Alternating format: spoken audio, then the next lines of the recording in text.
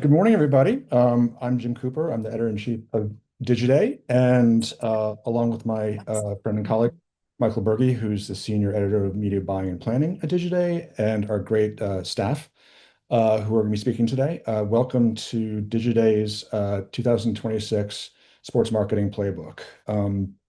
We're thrilled to have you here, and we appreciate you taking time out of your busy schedule. But this topic is so rich and so big that we're excited to unpack some of the more important elements of it. I have to thank Yilmo, who is our partner and sponsor today. We'll be hearing from them a bit later, but we really appreciate their support in supporting our playbook. Um, Sports is massive. This year alone, across 2 quarters, we've had three like sort of big global marketing events, Super Bowl, Winter Olympics, and now we're on the precipice of the World Cup, which is incredibly exciting. And it is a big marketplace for us to play in. The US sports marketing economy is valued presently at about $19 billion, and that's going to grow to about 41 billion in 2035. That's a lot. So, and globally, even more sort of eye-popping across sponsorships, rights, and merchandising. The sports marketing economy is presently about $3 trillion. So it's incredibly vast and varied in all its things. And we've had a great time covering it, and I'm sure you have a great time following along. And so before we get started with our first session, I'm going to throw it to Michael for his thoughts because he's knee deep in sports all the time.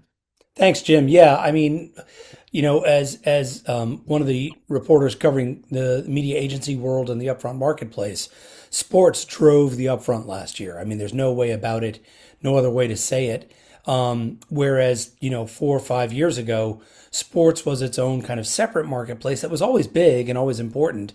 But now it's kind of dominating the upfronts. Everyone seems to have realized that we've got agencies adding new divisions. We've got new leagues popping up. My conversation with Chris Weil in just a few minutes. We'll be talking about the creation of new sports events around which to bring sponsors and connect with fans. And then, of course, there's, sorry, it should be a drinking game at this point. There's the advent of AI and its impact on the game, the way fans interact, the way sports leagues present their content, and so much more. So it's a huge marketplace, and I'm so glad we're doing this event because for us to be able to unpack some elements of it, I think hopefully will help everyone listening. Thank you, Michael. Why don't you take the session away with Chris? Okay, sounds good. Chris Weil with Horizon Sports and Experiences, longtime agency veteran. I think what you all are doing at Horizon is really fascinating. So, really, really happy to join us, for you to join us, Chris. Why don't you go ahead and unmute and let's get this conversation going. Welcome, Chris Weil. Thank you, Michael. Good How to you be doing? here. I think I'm can you see me? Cannot see you, but I can definitely Okay. hear you, and that's the most important All part. right, Although hold on. we There I always like to am. see your There you excellent visage. go. How are Yeah, you? Are you in a car? I am. I'm so sorry. I got a client meeting that got moved up.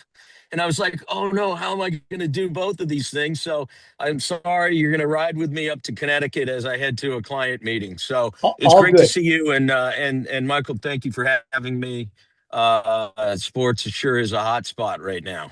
Well, I think the fact that you're in a car taking an unexpected meeting is just further testament to how hot this market is. So, thanks, It thanks is. for not bailing on us, which is great. Yeah. So, well, let's kind of start with that kind of big picture of what's happening. I mean, sports is hotter than ever.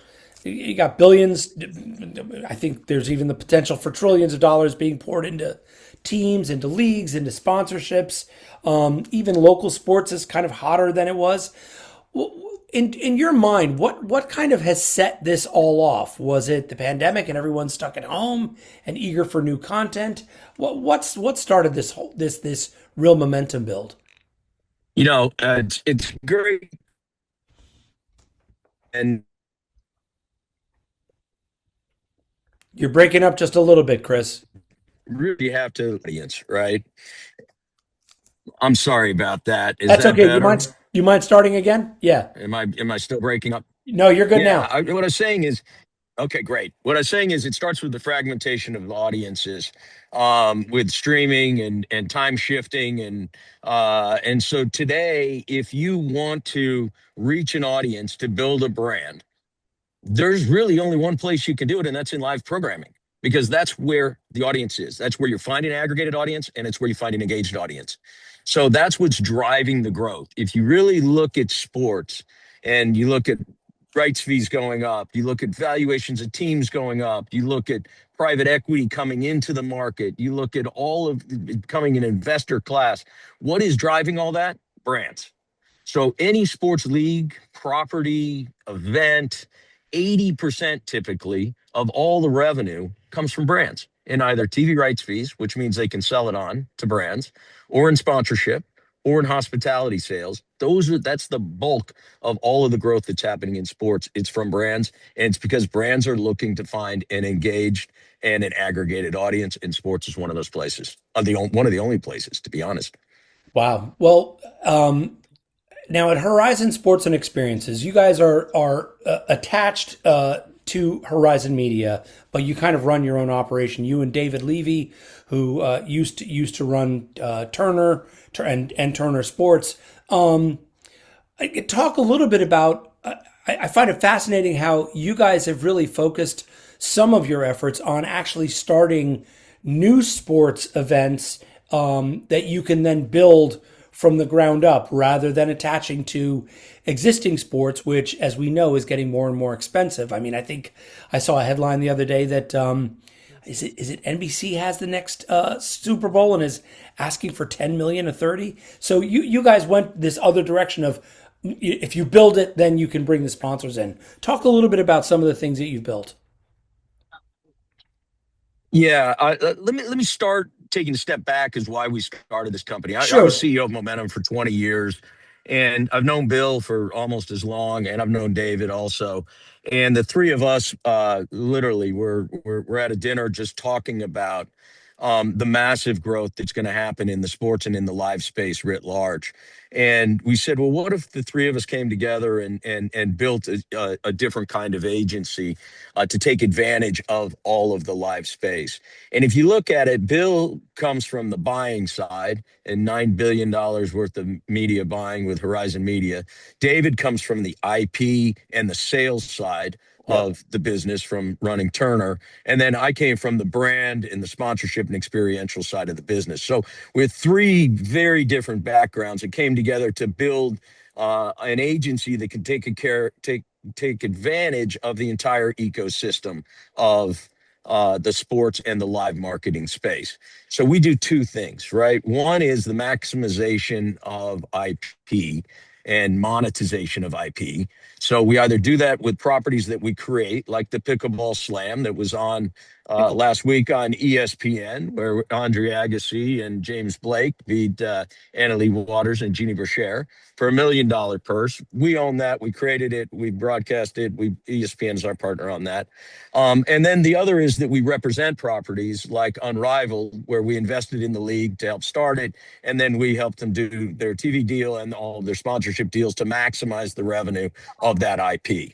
The second side of the business is how we help brands maximize the value of their IP. So brands, companies like Spectrum, companies like New York Life, companies like PayPal and Venmo, Proximo with Cuervo and Bushmills and all 20 different brands, and how we leverage sports to drive brand value and business value. So those are the two things that we do, and that covers the whole. If we believe that live and sports is the future, then we also invest in it. We put our money up, we take the risk, and we created things like the Women's Champions Classic, early season, anchored by UConn basketball tournament, Pickleball Slam, Unrivaled, where we're investing and then we're creating the value. So, Chris, can I ask you to dig a little bit deeper, explain a little bit more the way you're kind of helping brands derive that value? Are you bringing kind of data expertise and deep dive, like insights about the fans themselves and how to kind of parse them and find the right audience for the right brand, or are there other things you're doing? Like, that's a great question, and one of the reasons that David and I were so excited to build this agency with a partner like Bill Konigsberg is that what we've done is we've taken his data spine of 256 million people, and we've built an AI engine on top of that that allows us to go deep on understanding of the consumer, what they're buying, what they're clicking, what they're just no different than what people have been doing on the media side and doing that on the sports side. If you look at the sports marketing business and how it's evolved over the last 20 years, having grown up in this business, it was always a relationship driven business and a passion driven business. So the CEO is a golfer. Well, I want to do golf events, Yeah. right? Or the CEO loves racing. So we're going to, we're down with a couple of clients down the Miami Grand Prix this weekend or the next weekend. That's the way that the business has evolved. What's changing is because sports works so well, it's getting more crowded and it's getting more expensive. So what we have to do is we've got to evolve as an industry to be more and more insights driven and more ROI driven as opposed to just passion driven. And that's what we've built on the back of the data spine that Horizon Media has been using forever as it relates to media buying. And we've put an AI engine on top of that, which then allows us to be smart to go to our brand clients and say, hey, you know what? This is where your audience is, and here's how we're going to make a connection. And then our relationships with the NFL and the PGA and all that kick in, but it starts with true data and analytics. So thank you. That's a great answer. And I knew AI would come up at some point, but Yeah, do you see? here it is already. It took me almost 5 minutes before I dropped an AI bomb in there, Michael. That's actually an eternity in today's marketplace. Um, Exactly. but so as you kind of work to create events and kind of build out properties, um, what is it that guides you? You know, when you create a pickleball league, look, in my neighborhood, they built pickleball courts just 2 years ago, and those things are occupied all the time. So clearly, there's something going on with pickleball across the country and maybe even in other parts of the world. But what is it that made you go, oh yeah, we should start a pickleball league, bring in tennis stars and other stars Yeah. to populate it? What are you looking for in that? Is it the fandom? Is it other things? That one started really simply as we were starting the agency. And by the way, the Pickleball Slam we just did was our fourth. Mhm. And the very first one, we were starting agency, and we said, where's some opportunity that we can create. And women's sports was one that we were really looking at. Pickleball at the time, coming out of the pandemic, so 3 years ago, was the fastest growing sport in America. I mean, it was just booming. It still is, but it was Yeah, going through the roof in terms of playing. And at the time, um, and even today, I could argue there are very few people that could name a pickleball star, right? They just don't. I can't. Michael, who's the number one pickleball player in the world? And so David, with this going back to our diverse experience with Bill David and I, David at the time, when he was at Turner, created the match, which was bringing, the biggest names in golf together to play for a huge person in a match.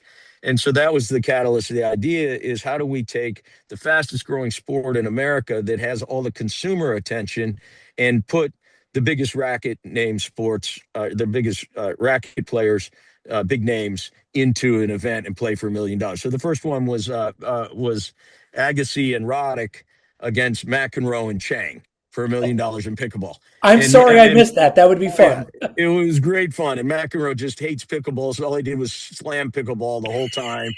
And he was yelling at the umps because he didn't understand the rules. And Basically being he's McEnroe. come a long way. If you the last one, he's being McEnroe, right? Yeah. Which when the camera goes on, there's nobody better. And so then we've evolved it, and then the next one was Agassi and his wife Steffi, playing against McEnroe and Sharapova. And so what we said is, how do we create a weekend entertainment event? So we've got pro-ams around that for our sponsors. It's not just a one, it's just not a made for TV, but the competition was one of the most important things. And if you watch any of the four, especially the last one, as all the tennis players have gotten to be even better pickleball players, the competition level is phenomenal. That's cool. Do you play, Michael? I've played it once or twice. I'm more of a tennis guy, so I'm Okay. All right. forgive me for being old school. I stick Okay. with with tennis, Yeah, but it you is were fun. It is fun. you you would have liked McEnroe's view on pickleball then. I'm a little bit more on the McEnroe side of things, But but I'll tell you a funny story. When we were kicking it off, I called up to an insurance provider. I don't need to say their name, and said, this would be perfect for you guys to sponsor. And he said, pickleball? No way. We won't touch it too because many injuries. too many injuries. He goes, do you know how much pickleball is costing us to pay out all these injuries, knee Oh, injuries, back injuries? yep. People playing pickleball. So I thought it was a perfect fit. And he just said, "No, I will never touch pickleball." It was Never pretty going near funny. it. Well, Yeah, definitely an opportunity with sports drinks and yeah, yeah, probably yeah. knee Booze. braces and stuff. Yeah, So knee braces and booze. now, listen, you talk about McEnroe and his kind of over the top behavior. One thing that's really exploded is the social media side of sports, where fans have become closer to athletes, to leagues, to games. How do you harness that, and how much does that become kind of an important avenue of connection in order to foster that kind of heat around sports events? It's a great question. I can answer that in multiple ways. So let me start from the league and the player side, and then talk about it from a brand side. Thank you. So on a league and a player side, Unrivaled is a great example, where the women's 3-on-3, on a 70% court. And the players are invested and own a part of the league. They have driven the growth of this, the fandom of this, by their interactions on social media, Hmm. by people connecting with them. I mean, they're if so at the last minute this year, the semifinals decided 2 weeks before to move from Miami, where Unrivaled plays in an 800 person little soundstage that's made for TV, and move it to Barclays Center. Okay, Oh they wow, did this two that's a big weeks change. Big change. 2 weeks with nothing but an email blast and the social media, sold out the Barclays Center. Sold Okay. it out. Yeah. Okay. 18,620 people or whatever. Wow. Sold it out. And I was out there to see the investment that the fans had in the teams and in the players was amazing. So if you just looked at the traditional TV ratings on this, you'd say, "Oh well, there's not much going on in this league, or it's not." But you go out there; they sold out the Spectrum Center in Philly, and they'll be announcing next year some really big stuff in stadiums. That happens because of social. Yeah. Okay, that's not happening because of pure TV ratings and distribution. That happens because of the social profile that has been created on the league side. We saw the same thing, engagement on social media for our pickleball slam last week was over 2.5 million people ingesting the content. I mean, 2.5 million people. It's amazing. So that's on the teams and leagues and players. You're just going to see a lot more of that. It allows them to get personal. It also allows players to have their own network, right? They're creating Mhm. their own fan. Oh, They're absolutely. creating their own value. They are IP in themselves, and so you'll see just more and more of that, and it's great for the sport. On the brand side, what's happened is live marketing has always been the most effective form of marketing there is, right? It's live, you're feeling it, you're emotionally connected. Um, but the difference has been the cost per reach, right? It's Okay. expensive. With social media today and with all the extensions you can create out anything you create in live, you now are getting reach along with your investment, as opposed to just the people that you're touching at an arena or at an event.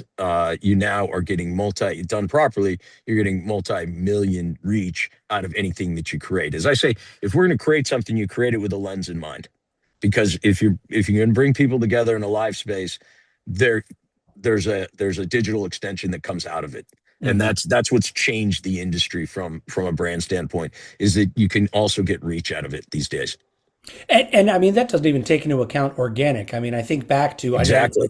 a long time ago, but was it a playoff game or a Super Bowl game where the dome in New Orleans went dark and When dark. Oreo did the famous tweet, Yeah. can you dunk in the dark or whatever?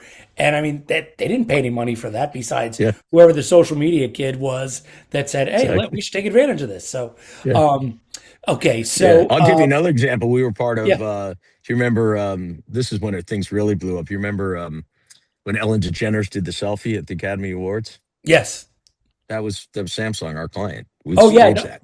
yeah, no, and I will say it felt organic at the time, but then afterwards you could tell that this was a very cleverly crafted kind of thing. Exactly.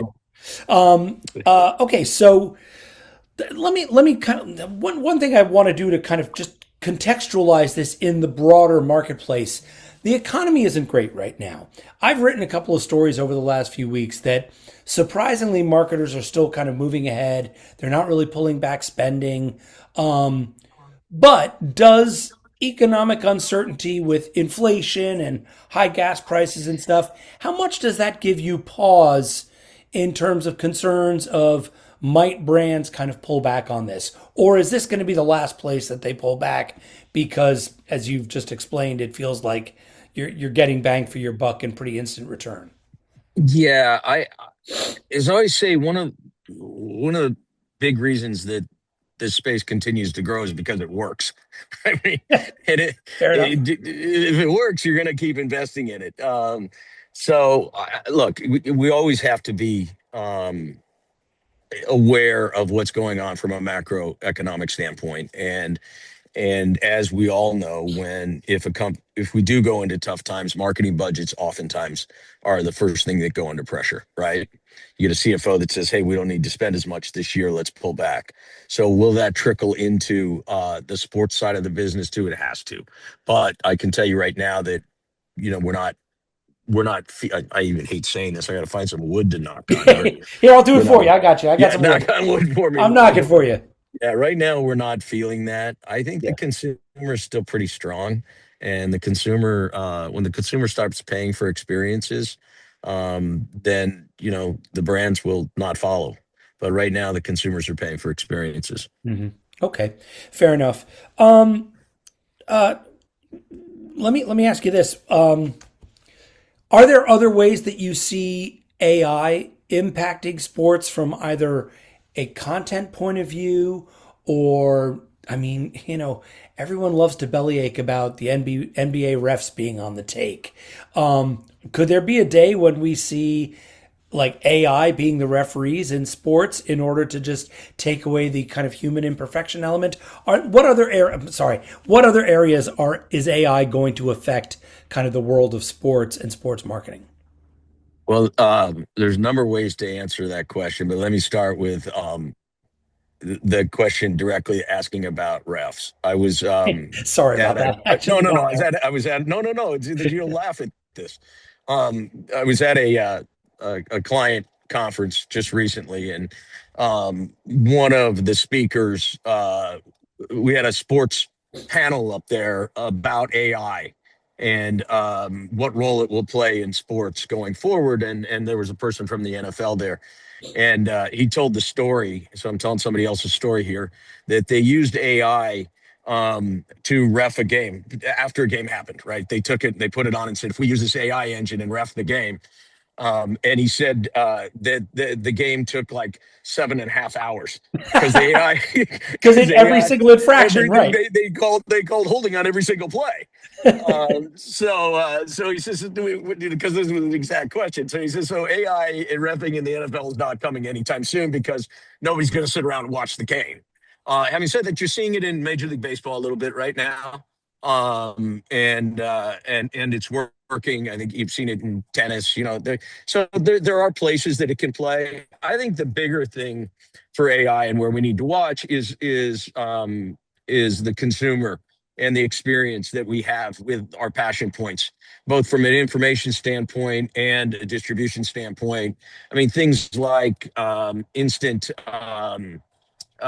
translations around the world, right? That AI will allow you to have one feed that goes out with 20, 30 different languages. I mean, there's things on the production side and how you consume it. Hmm. And then also from an information side, that how you're getting your information on your team, your teams, more and more. Um, you know, will it be will everybody be Moneyball, and will it be parody on the on the field because everybody has their AI engine that finds that hidden star, and it Yeah. raises the value of every team. That's going to be fun to watch too because they all want their edge, and so they're all going to be using AI. And then how does that change their rosters in whatever sport? I think especially in college sports when you got a transfer portal, and you got to find people.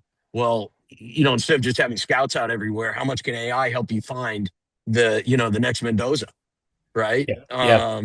And then how all of a sudden you got all these junior colleges that people are tracking that at a fraction of the cost of what it used to be, right? So that'll be interesting too from an AI standpoint. So there's a lot of different ways. One of the things we did some research recently, and no surprise, the same thing that's happening in AI writ large is happening in sports. There's a trust issue, right? People Yeah. are not sure they like it, they like the future, the thought of it, but there's also a trust issue, and that same thing's happening in all the research that we did in AI for sports. Is we're not sure about where this is going, so it's going to be an interesting couple of years. I was actually able to take a look at some of that research, and I'm actually going to be writing about it later today. Oh, Good, thank you. really interesting stuff, and Yeah. the whole trust issue is a really really big one. Given just given how with questions about refereeing, issues around betting, which is going to be my next question. If you lose trust, it's almost impossible to get it back. So, and speaking of losing, did I just lose you, Chris? I hope I didn't. Hopefully, you'll click back in. Um, at any rate, I was going to also ask about betting, um, and then wrap things up, and then have us move on. Uh, Hopefully, Chris will be back. These are the challenges with doing these things on Zoom. People don't disappear when you're on an actual stage. Um, Sorry Michael, about that. oh no, there you are, Chris. Talk about trust. Yeah. So just talking about trust. Is it okay if I wrap this up with Chris just for like 4 or 5 more minutes? yeah, go for it. Cool. Sorry Thank you. about Good. that, No, it's Jimmy. okay. It's okay. Like I said, if we did this thing in person, you wouldn't disappear off stage, but I it's the know. risk of doing a Zoom thing. So it's all I good. know. I know. Well, I'll do one in person with you soon. That would be great. So I like yeah, in I real mean, life. obviously, once you lose trust, you can't get it back. When a brand is attached to something that ends up feeling like it's not authentic, what recourse can a brand have to, like, I guess essentially disassociate itself when something's not going right? Well, let me rephrase that. Sorry. um, and say that if you've got a good agency like us, we're not going to put you in a position like that, Right. right? Number one. Number two is the authenticity is actually one of the things that we talk with brands about, right? Is sports are authentic, and fans appreciate brands when they show up authentically and they add value to your team, your experience. It's one of the few forms of advertising that people appreciate. People believe that if you're on the side of that car, the car's going to go faster, and so we thank you for that, right? I mean, it's true. The same thing with the Mets. Well, maybe not the Mets, the Oh, let's not talk Yankees. about the Mets Let's right not now. talk about the Mets. The Yankees. If you're sponsoring the Yankees, I'm happy that you're helping me get better players. There's a symbiotic relationship between sponsors and fans, that the brands need to um, not break that trust. They need to be authentic. They need to add value. They need to speak in the voice of the Yankees, speak in the voice of NASCAR, speaking not an outsider coming in trying to steal somebody's audience and try to steal somebody's attention. It is I'm part of this sport, which makes me and makes your sport better. If you do that, the brands get a huge lift. We've seen as much as 30, 40% lift. Wow. Um, yeah. And not to mention purchase intent and everything else. I mean, these are not, if you really do a deep dive on the metrics in sponsorships, it's not incremental. It's not 1 to 2 to 5%. It's double digit in almost every area when done properly. Yeah.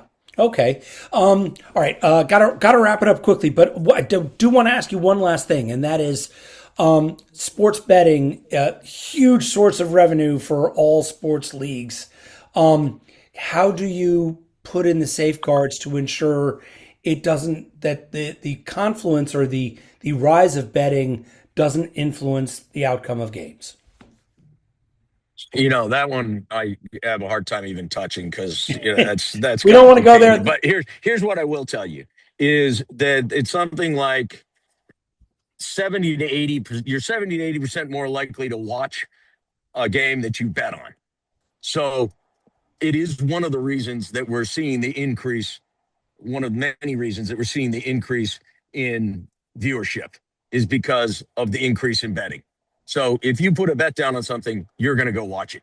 Okay, And that's that's driving the the upside. growth. That's the upside. The downside, the leagues need to figure out, and you see that there's some mess ups right now, but the leagues will figure it out. They're smart people at the leagues, and they've got to protect their product at all cost. If there's any thought that this product isn't genuine or isn't real, then we'll end up like the rest of the TV ecosystem, which is time shiftable. Got it. Chris, unfortunately, we're out of time. I could talk with you for another hour, and you probably got a long drive ahead of you. So, but thanks for taking the time to chat with us. And everybody, please say thanks to Chris Weil.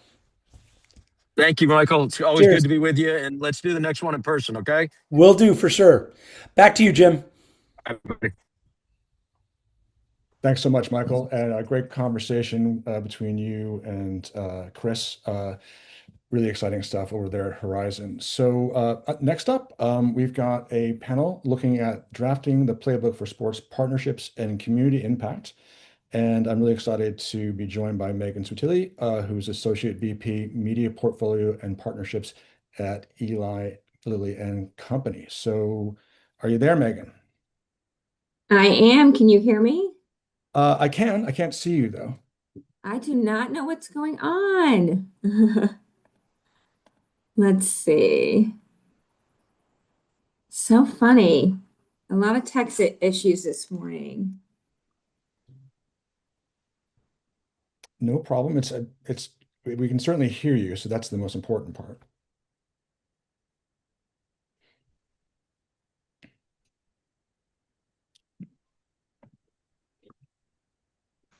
All right. Should I try to join via phone? Would that be easier? No, why don't you keep trying, but can we start the Yeah, conversation? that would be great. Okay, awesome. So this is a super interesting topic, especially through the lens of Eli Lilly.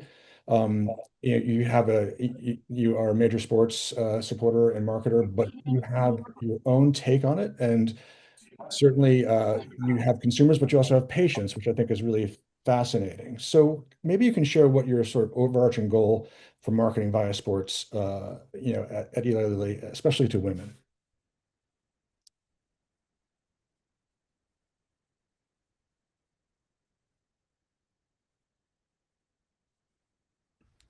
It looks like she's back on mute, Jim. Beth, are you on mute? Or is it Megan? Now, am I back? No, Beth, right? Yeah, yes, I can hear you. You can Okay. hear me at least. Okay. All right. Yes. But yes, we've been building a long-term approach to sports since 2020 with the launch of the Tokyo Games that did ultimately get delayed to 2021. And for us, health is not endemic to sports.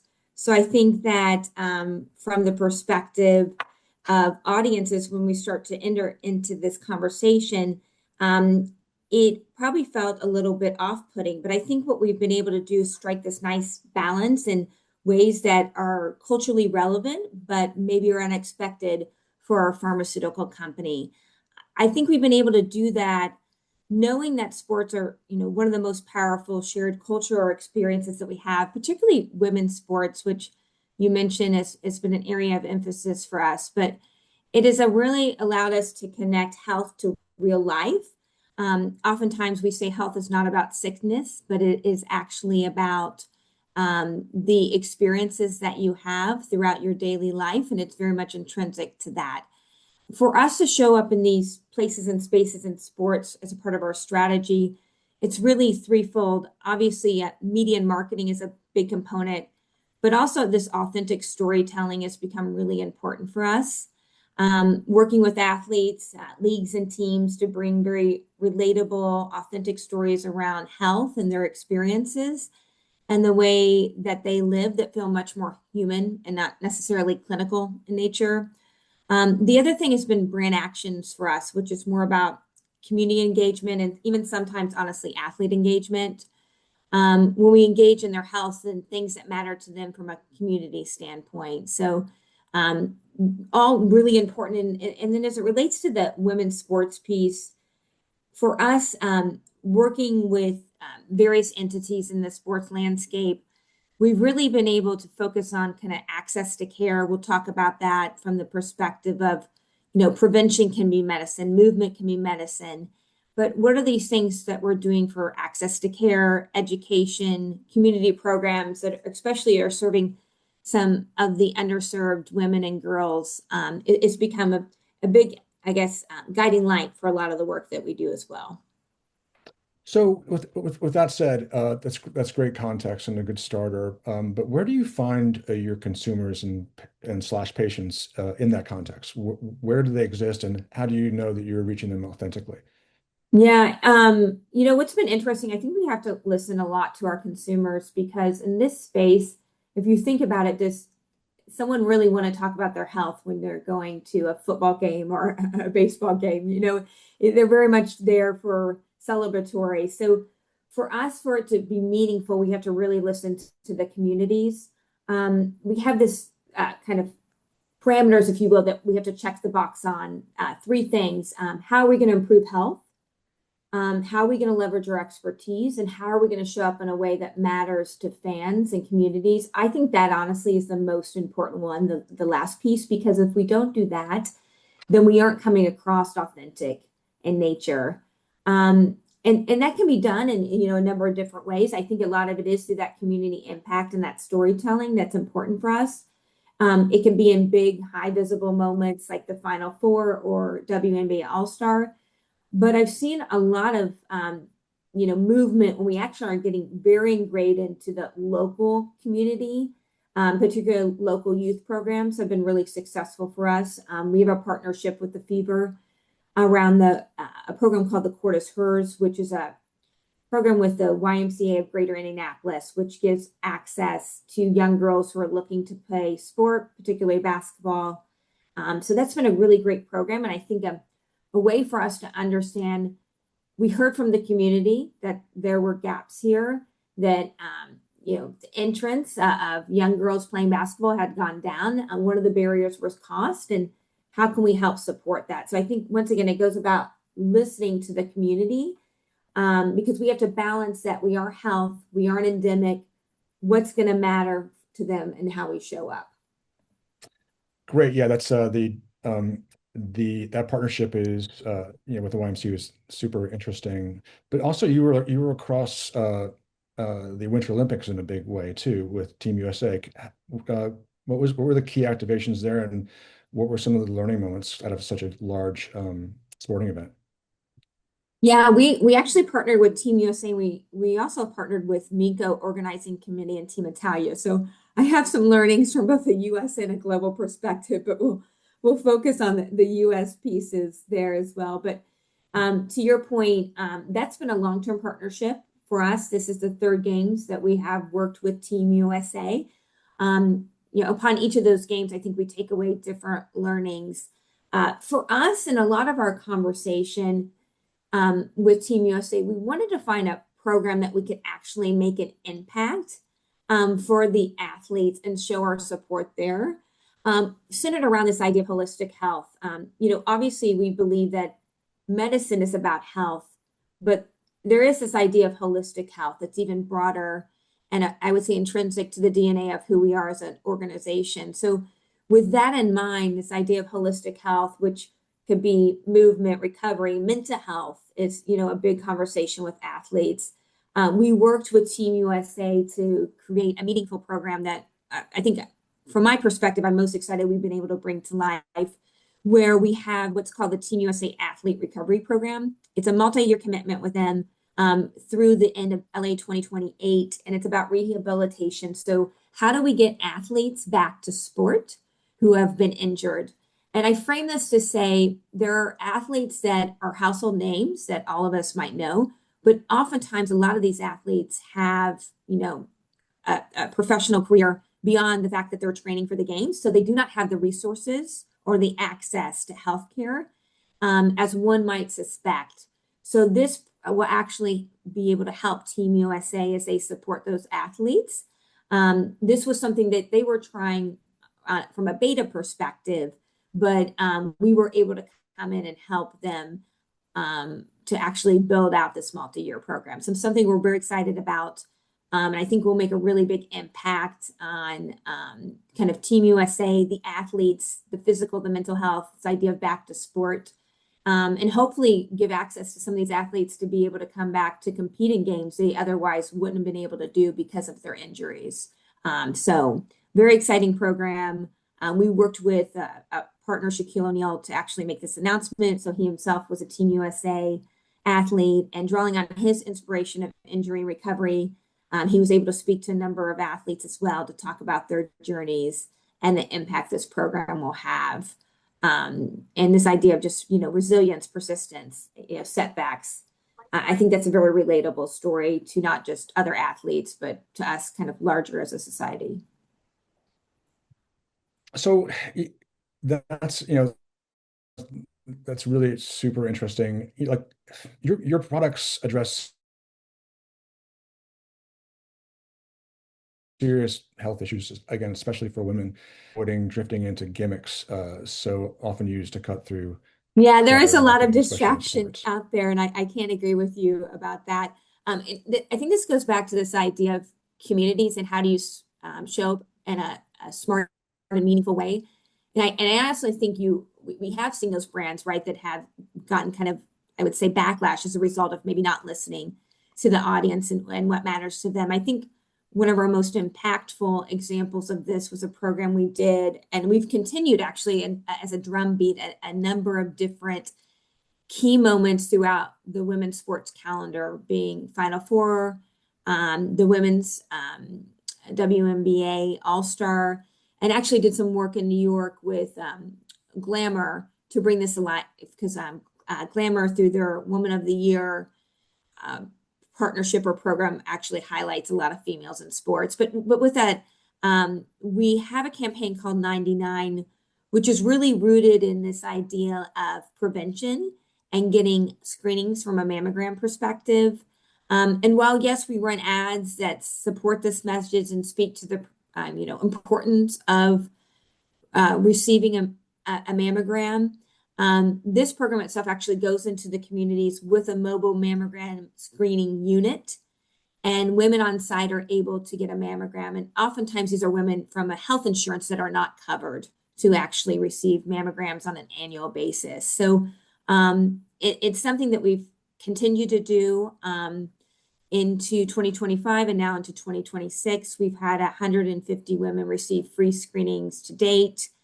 And I will just say the impactfulness that we've heard from these women that have had access to this healthcare opportunity has been very impactful to them.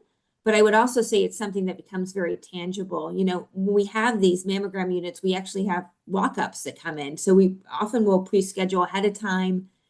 The bookings actually get filled up well in advance. It kind of shocked how quickly they get filled up, which shows there's the need.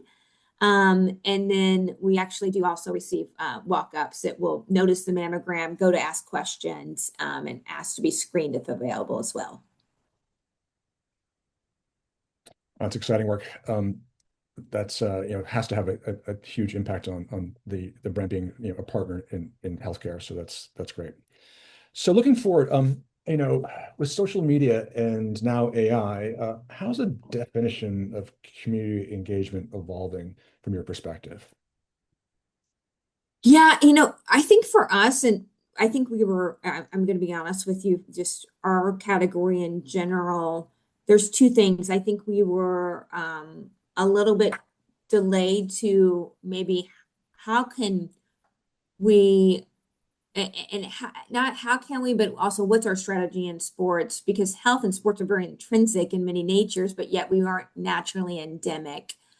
But I think for us, as we've come into this, we've been able to find the ways to show up that truly do matter to these audiences. But I think it does take a lot of, we have to be very intentional. We have to kind of listen to what we're hearing. So it's definitely been an evolution for us. I think there's a lot more opportunity based on what we've learned over the last 2 years on how we can expand that, how we can provide more access, more prevention, opportunity for people to get moving, because that's a really an important piece for us. How do we educate nutrition? Education in general is just really important for us in the work that we do. So definitely a transition and something that we have to balance to make sure it's coming across very genuine. So I was sort of struck by the Boston Marathon, the recent Boston Marathon, about how fellow runners were helping runners who were struggling. Um, Yeah. and I'm dying to know who those people are because that's so courageous. How do you approach storytelling like that? Because that was about injury and recovery and Yeah. resilience. It's funny you mentioned that. I would say all our relationships are not transactional in nature. And I think this goes back to if you're going to show up in this place, it has to be a true partnership. And we'll just say maybe it's with an athlete partner in kind of your example. But I think it's so important that when we are doing that storytelling, it has to feel authentic. It can't feel scripted. It has to feel that it connects to their story, but we have to be conscious in how does it connect back to our health story organically. We had one of our athletes from a team Italia actually was injured leading up to the games. And then we actually partnered with her to kind of raise awareness on this idea of injury and recovery. And once again, it kind of also goes back to the work that we're doing with Team USA more broadly, specific to this idea of recovery and back to sport.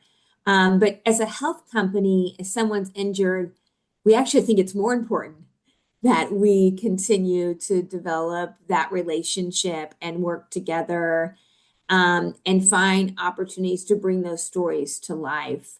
I would also say I think there's been a willingness to be vulnerable when we are creating a lot of this content with the athletes we work with and kind of the journeys that they've been through, because oftentimes they are related back to health. And as we develop that relationship with them, I think they come to understand that we both have the same vision, is that we both collectively put health above all, whether that's holistic health, physical health, mental health, and something that we both have shared values on, which I think helps with the storytelling, right? They feel more comfortable, they're both more willing to kind of disclose what those journeys felt like and what they experienced. Megan, we actually have a question from the audience, if you don't mind taking it. Yeah.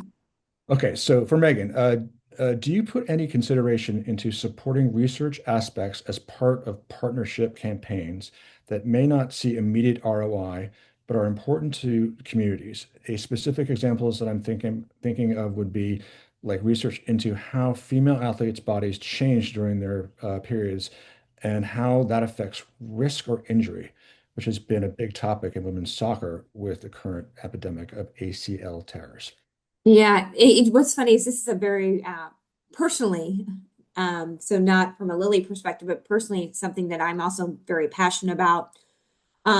It's been interesting. We've been having a lot of conversations with various partners, current partners, as well as potential partners around this, given that we are a health company, and there has been disproportionately research done on the impact of male injuries versus female injuries, and that's obviously taking into account considerations as it relates to kind of being a female versus a male, the kind of biological perspectives there.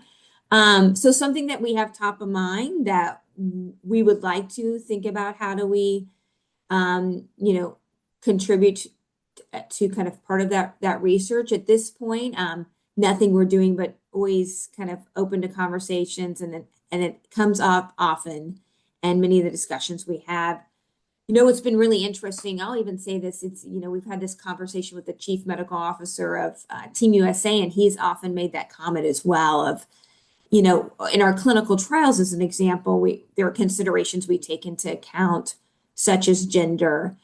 But I think he would be really excited in some of the data that he could have for the athletes he serves, if that he could see some of that same division of looking at male versus female athletes, and what is that progress from kind of injury recovery and back to sport, because it does look different. So I think it is kind of a shared industry perspective that we need to solve for.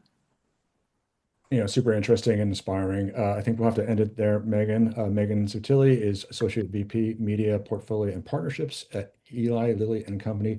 Megan, thanks so much for your time. Yes, thank you. And sorry that I had some issues with the video, but That's yes, okay, but your great to talk to you, Jim. words were super impactful. All right, thank you. Okay, moving right along, I have the pleasure to introduce my friend and colleague, Alyssa Mercante, who is our reporter covering the creator economy, and she's going to take over the next session. So take it away, Alyssa. Thank you so much, Jim. I just want to make sure we have Beth here, because we are going to be chatting with Beth Sidhu, the CEO of Sport Beach, about the rise of the creator athlete. So, Beth, hi. Hi, how are you? I'm so good. How are you? Thanks for joining us for this. I really appreciate it. Thank you for having me. We had a little travel snafu, so we are just getting set up at LaGuardia Airport, and Oh, Wi-Fi doesn't work here, so we're on my phone, and we're just going to oh make my it work. God. What a Okay, trooper. Oh my there God. I'm we so are. sorry. I hate the getting stuck in the airport situation. Thank you so much for doing this. It's my We'll pleasure. try and keep it nice and tight so you're not stuck for too long. But No, not at all. I'm thrilled to be here. I really wanted to chat with you, athletes and what they've become now. They're no longer just representing, teams or even leagues or sports. They're media channels, and audiences are following them even more so than the team they're on. Can you tell me a bit about why that's so powerful for brands and how that kind of changes expectations?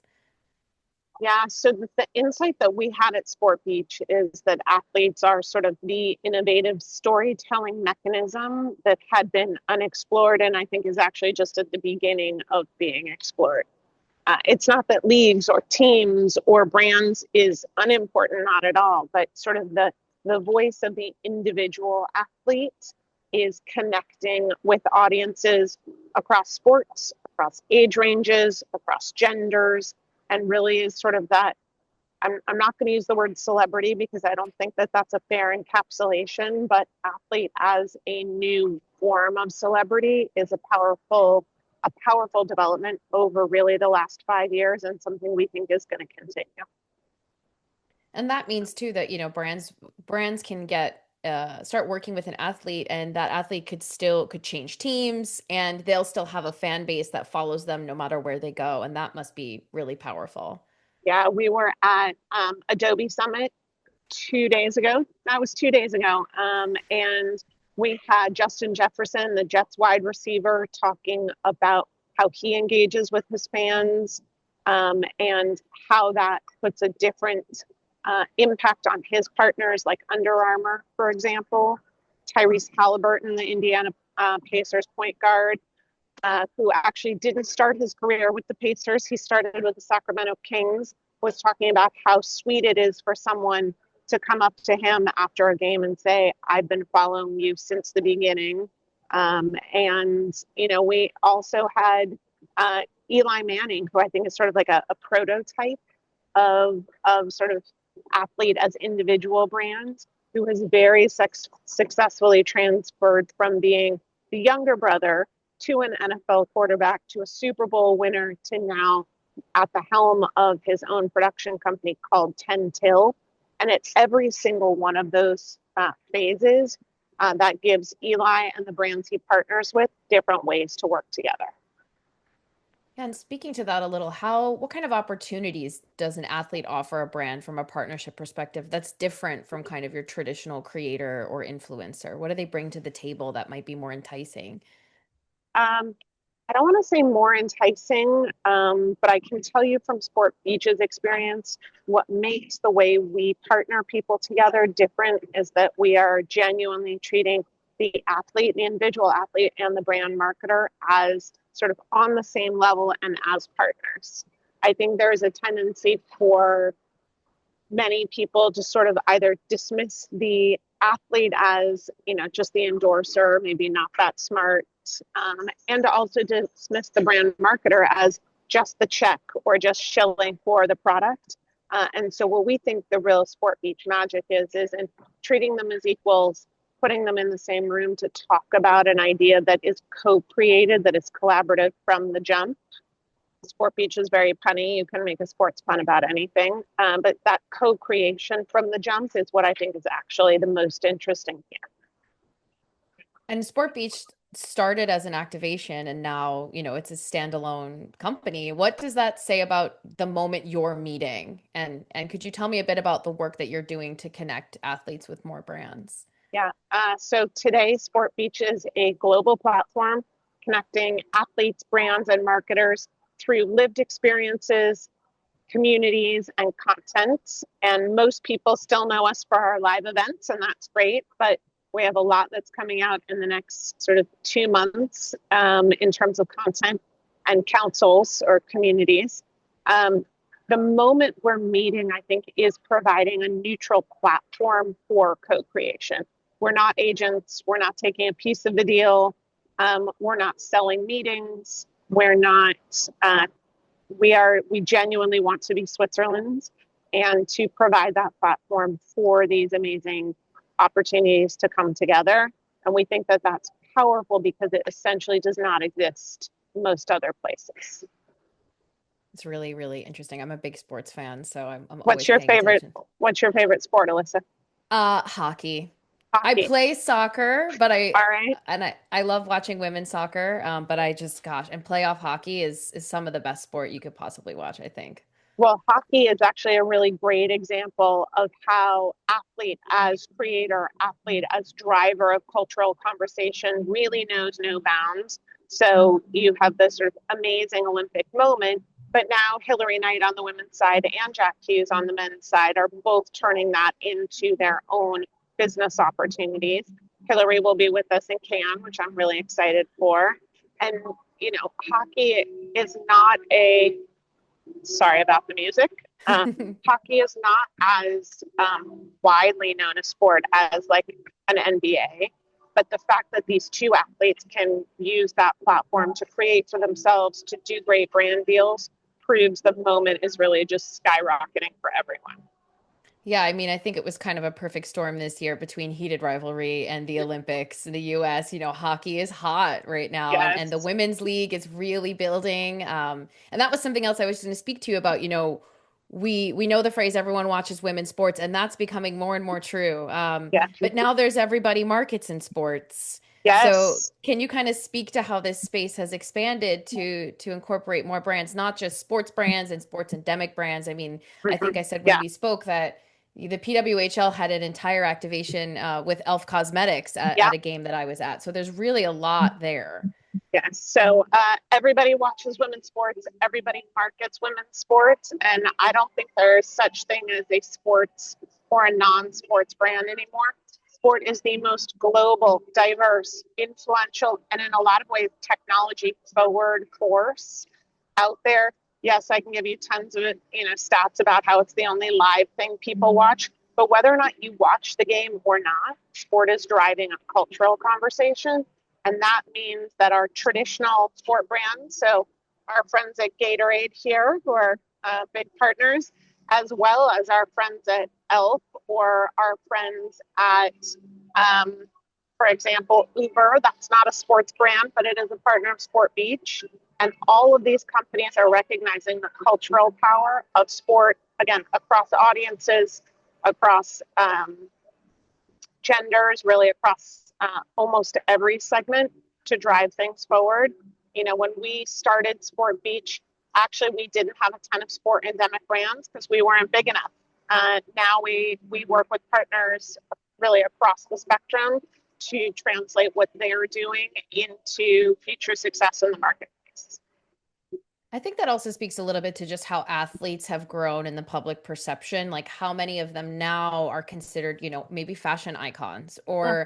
or when they're doing podcasts and they're talking about their favorite movies and I think there's a bigger they are showing the many layers of who they are as a person and that makes it a lot easier to kind of pull in other brands with them as well. I mean, every athletes are people too. You know, there was, uh, I think for a long time, and I've been fortunate to get to meet some of these amazing athletes through my work. And for the generation before the current one playing, there was very much a sit down and play.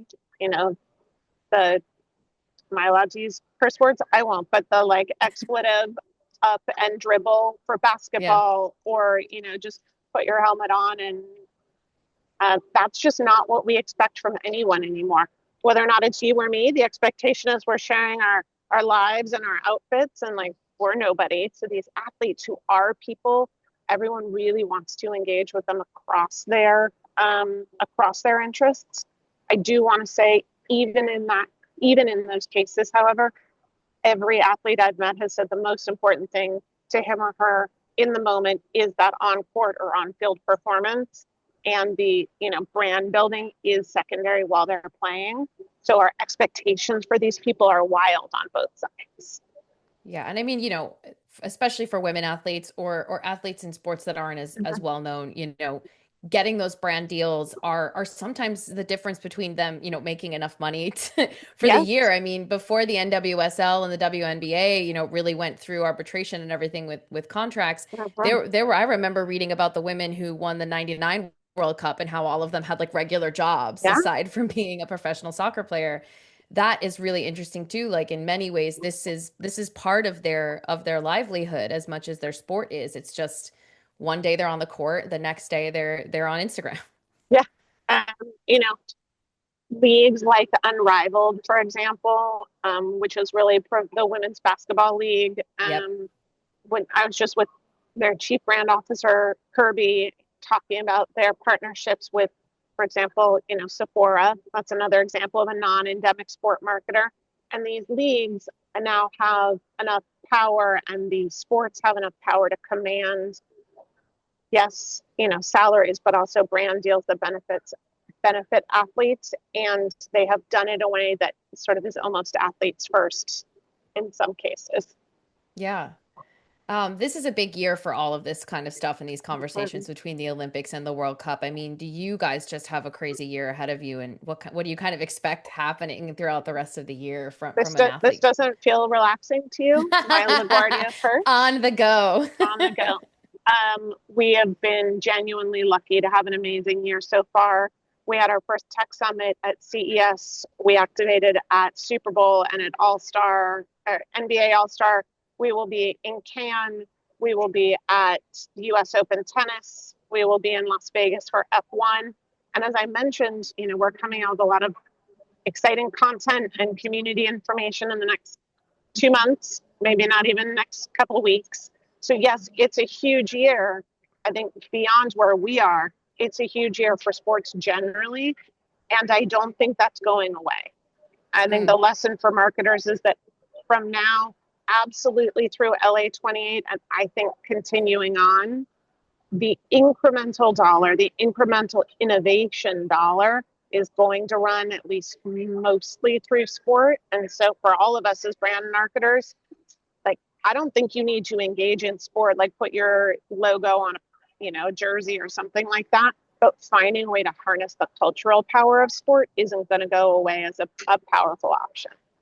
yeah, absolutely. Really the last question I had for you, is slightly a pivot, but not really. You know, the Olympics and in some cases I know we're in the States and so football, soccer isn't as big here as it is Yeah, elsewhere, but really interesting thing that I've noticed in the creator athlete space is these athletes that play these more niche sports, during the Olympics or maybe yeah, the World Cup, um, how they get big just kind of putting content out about their lives, their day to day, the Olympic yeah. Village.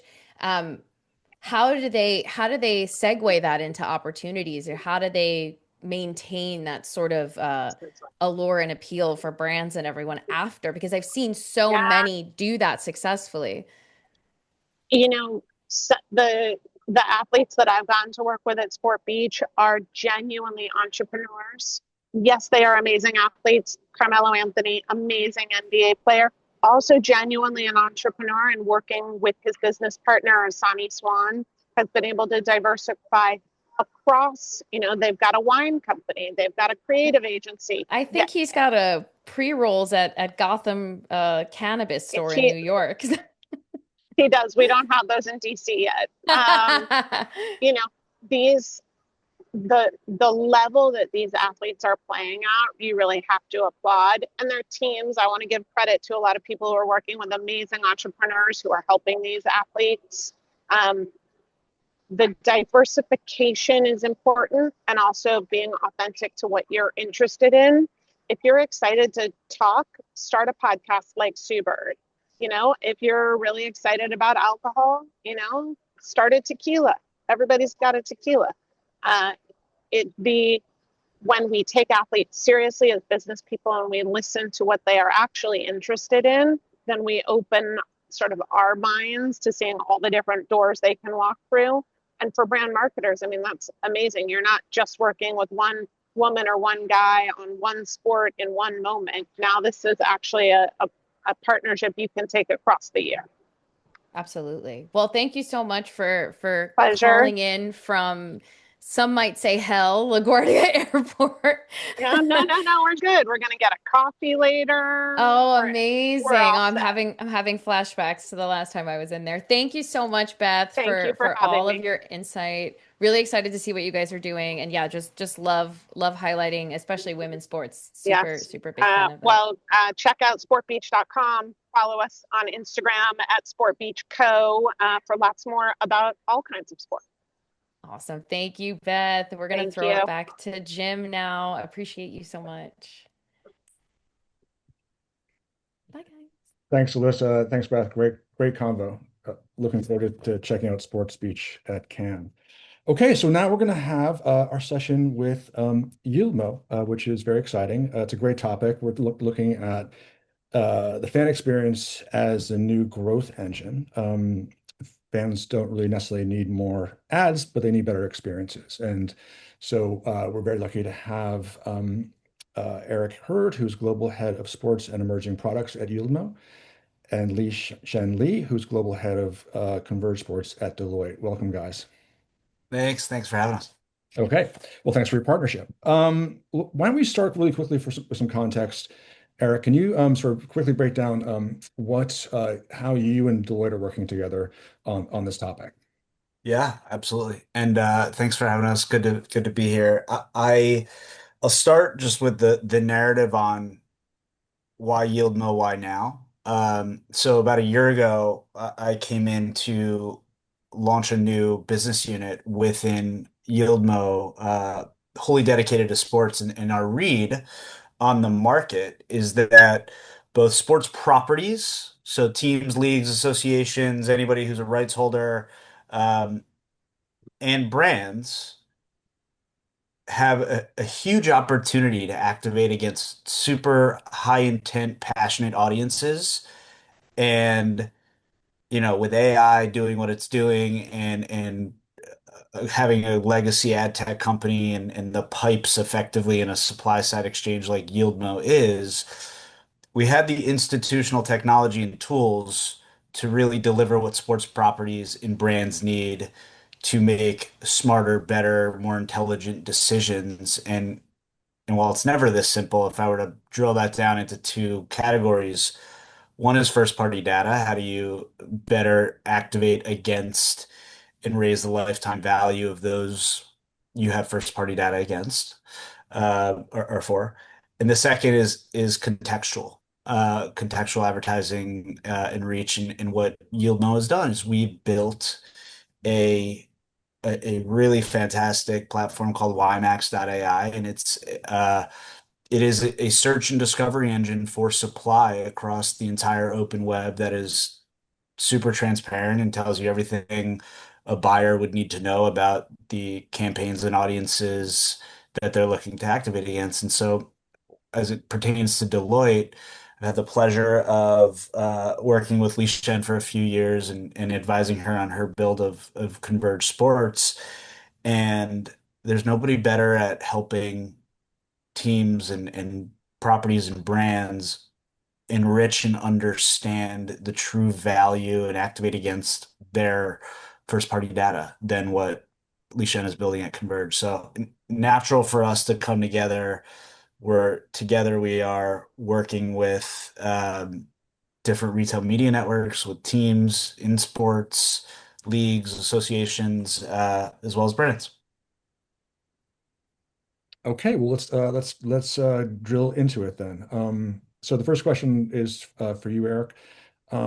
Everyone in sports is focused on first party data right now, but is that enough, or are brands missing a bigger opportunity when it comes to truly understanding and engaging fans? Like, that's a huge question, but Yeah, I'll do my best. Listen, first party data is super important. Like, right, it helps you understand the value or lifetime value of somebody you have first party data for. Every team, every league, every sports property with a digital brain is thinking about first party data.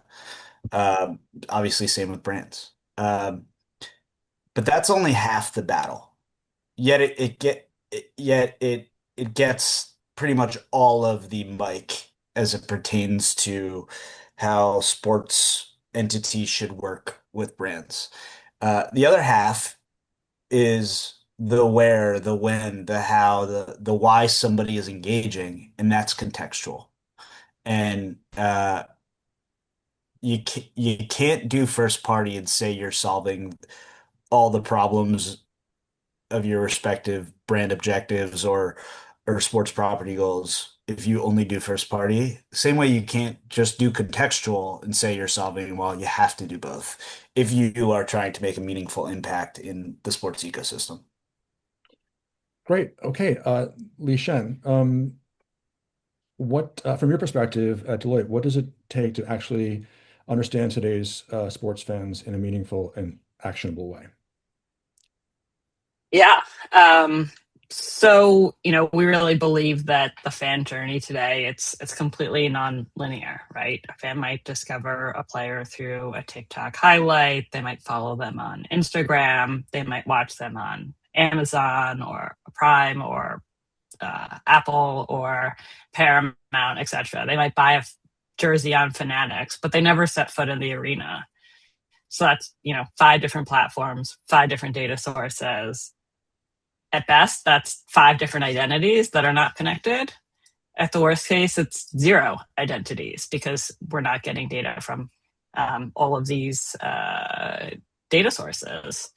And so, really being able to stitch together who that fan is from those fragments into a single fan record, and then really enrich it with what else is the fan doing and what do they care about beyond your team.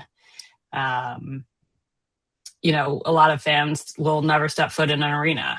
On average, it's less than 10% of a fan base will ever go to a game, but that doesn't mean that the fans that don't come to a game or a match are not still commercially viable or valuable. They may not show up as the in-stadium or in-venue revenue, but we can use all of those fans and use them to power our partnership deals, for example. So if you can prove to a sponsor that and you can reach 2 million fans and 500,000 of them are prime for your brand, that's a very different conversation than what we're having right now. And the organizations that are getting this right they're thinking about the moments, and that's where YieldNow comes in. It's around the contextual search and the ability to surround those really important moments um, with our brands, with our partners, and shifting from static segments to sort of the real time intent is kind of where we're seeing that value become unlocked. Uh, just a follow-up question on that one. What do you think brand marketers are misunderstanding right now about the modern sports fan? I don't know that there's misunderstanding necessarily, but I do think that there's a huge opportunity to really dig into individuals' fandoms, right?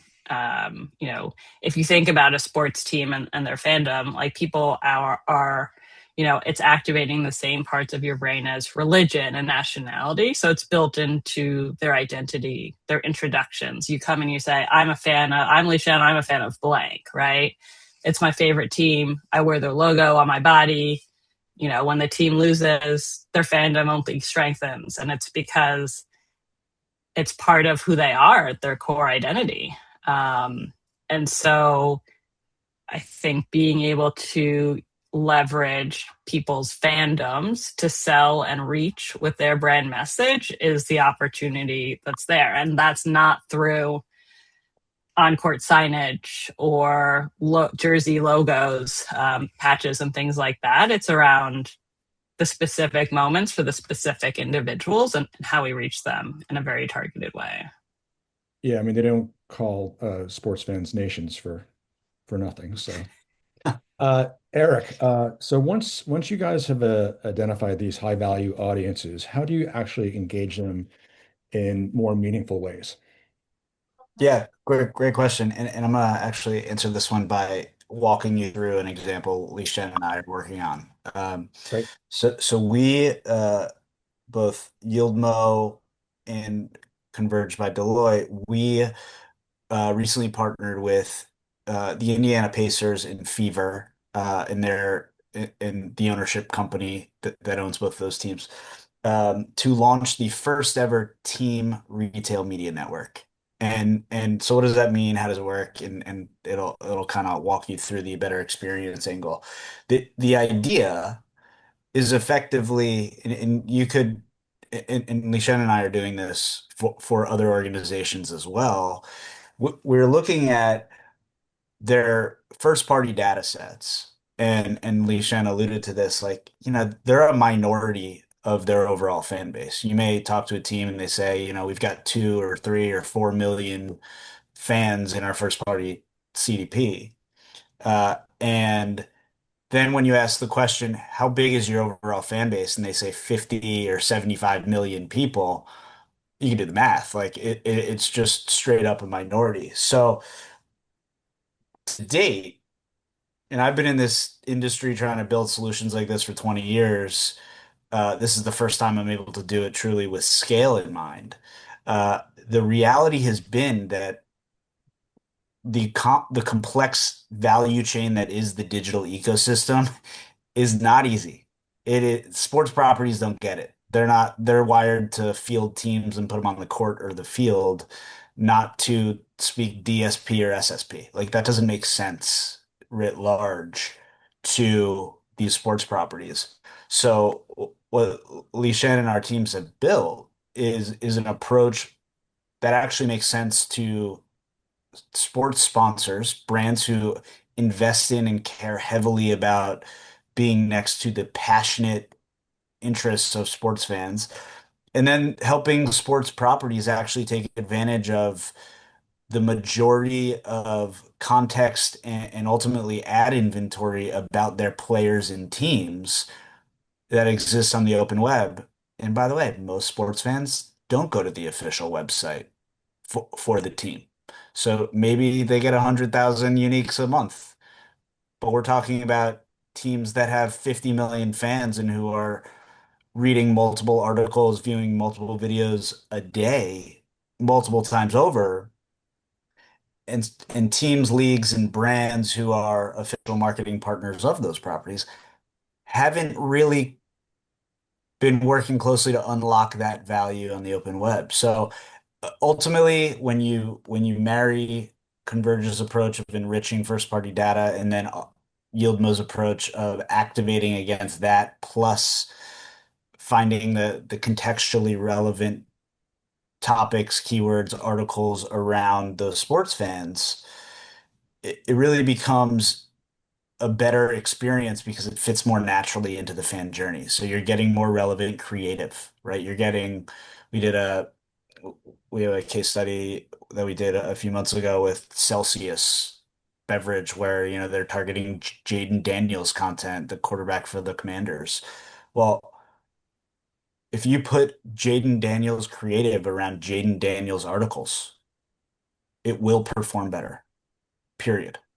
And I think you can't do context right if you don't get creative right, and if you don't personalize the experience. It's just kind of a waste if you're not considering all these things. And so our goal is to make that an easier experience and decomplicate what is already overly complicated.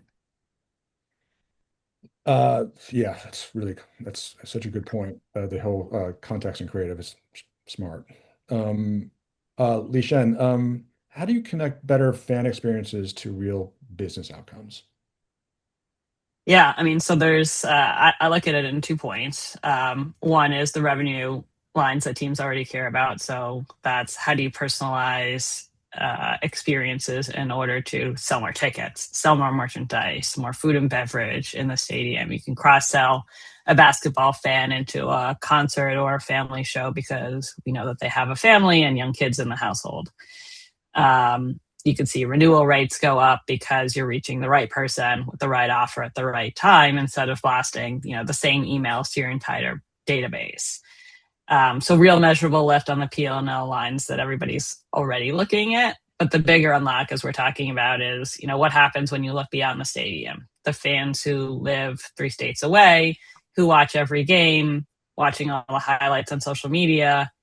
Maybe they're buying merch for themselves, their family, as gifts, but they're not in the arena. So, it's about how do we go to partners and say, of our 4 million fans, we know what they buy, where they shop, what they watch, and we can reach them on CTV and across the open web. That's a fundamentally different partnership conversation than, what we're seeing with selling courtside banners. It's also where Converge can help as well. So our proprietary data assets let us understand who fans are outside of the relationship with the team. It covers 250 million plus American adults. We've got 3,500 data points per person, refresh weekly from hundreds of sources. So when a team gives us their, fan database, we're able to not just match names and emails, we're enriching those records with things like household income, wallet share across spend categories, their brand affinities, their media consumption, their lifestyle signals. So we have also fandom scores across all of those individuals across, 6, 7, 8 different leagues and the teams within it. So we can tell you, not only are you a fan of one team, but you're also watching baseball, basketball, football, and what teams within those leagues you're a fan of. And we can also understand what their households look like financially. What might they be about to move or have a baby? We have transaction level credit card spend, so we're able to see a lot of these patterns in the data as well. And that data makes the partnership so much more powerful. So you're not just saying, when we go to a CPG brand, we have fans who like basketball. We're saying, here's 500,000 fans in your target demo who over-index on your product category. And we could reach them programmatically this week and measure the campaign effectiveness. And oh, by the way, those campaigns are going to be, Jaden Daniels creative around Jaden Daniels content that's being written, right? And we're measuring that in forms of impressions, click-through rates. YieldMo does brand lift studies, and then pairing it with some of the Delight assets as well as like credit card transactions. So we can go and look at how much are people spending additionally with that CPG brand and say, for the month after that campaign, here's what we're seeing. So that's really kind of where we've been seeing a lot of the value and translating that directly to revenue. Okay, that's super interesting. I think we've got time for one more question, but it's a big one. So for both of you, with the World Cup coming up, brands are about to engage in one of the largest, most globally connected fan bases. Why is this moment especially well suited for the kind of fan experience strategy that you're both describing? You want to go first, Eric? Or? You take it. All right.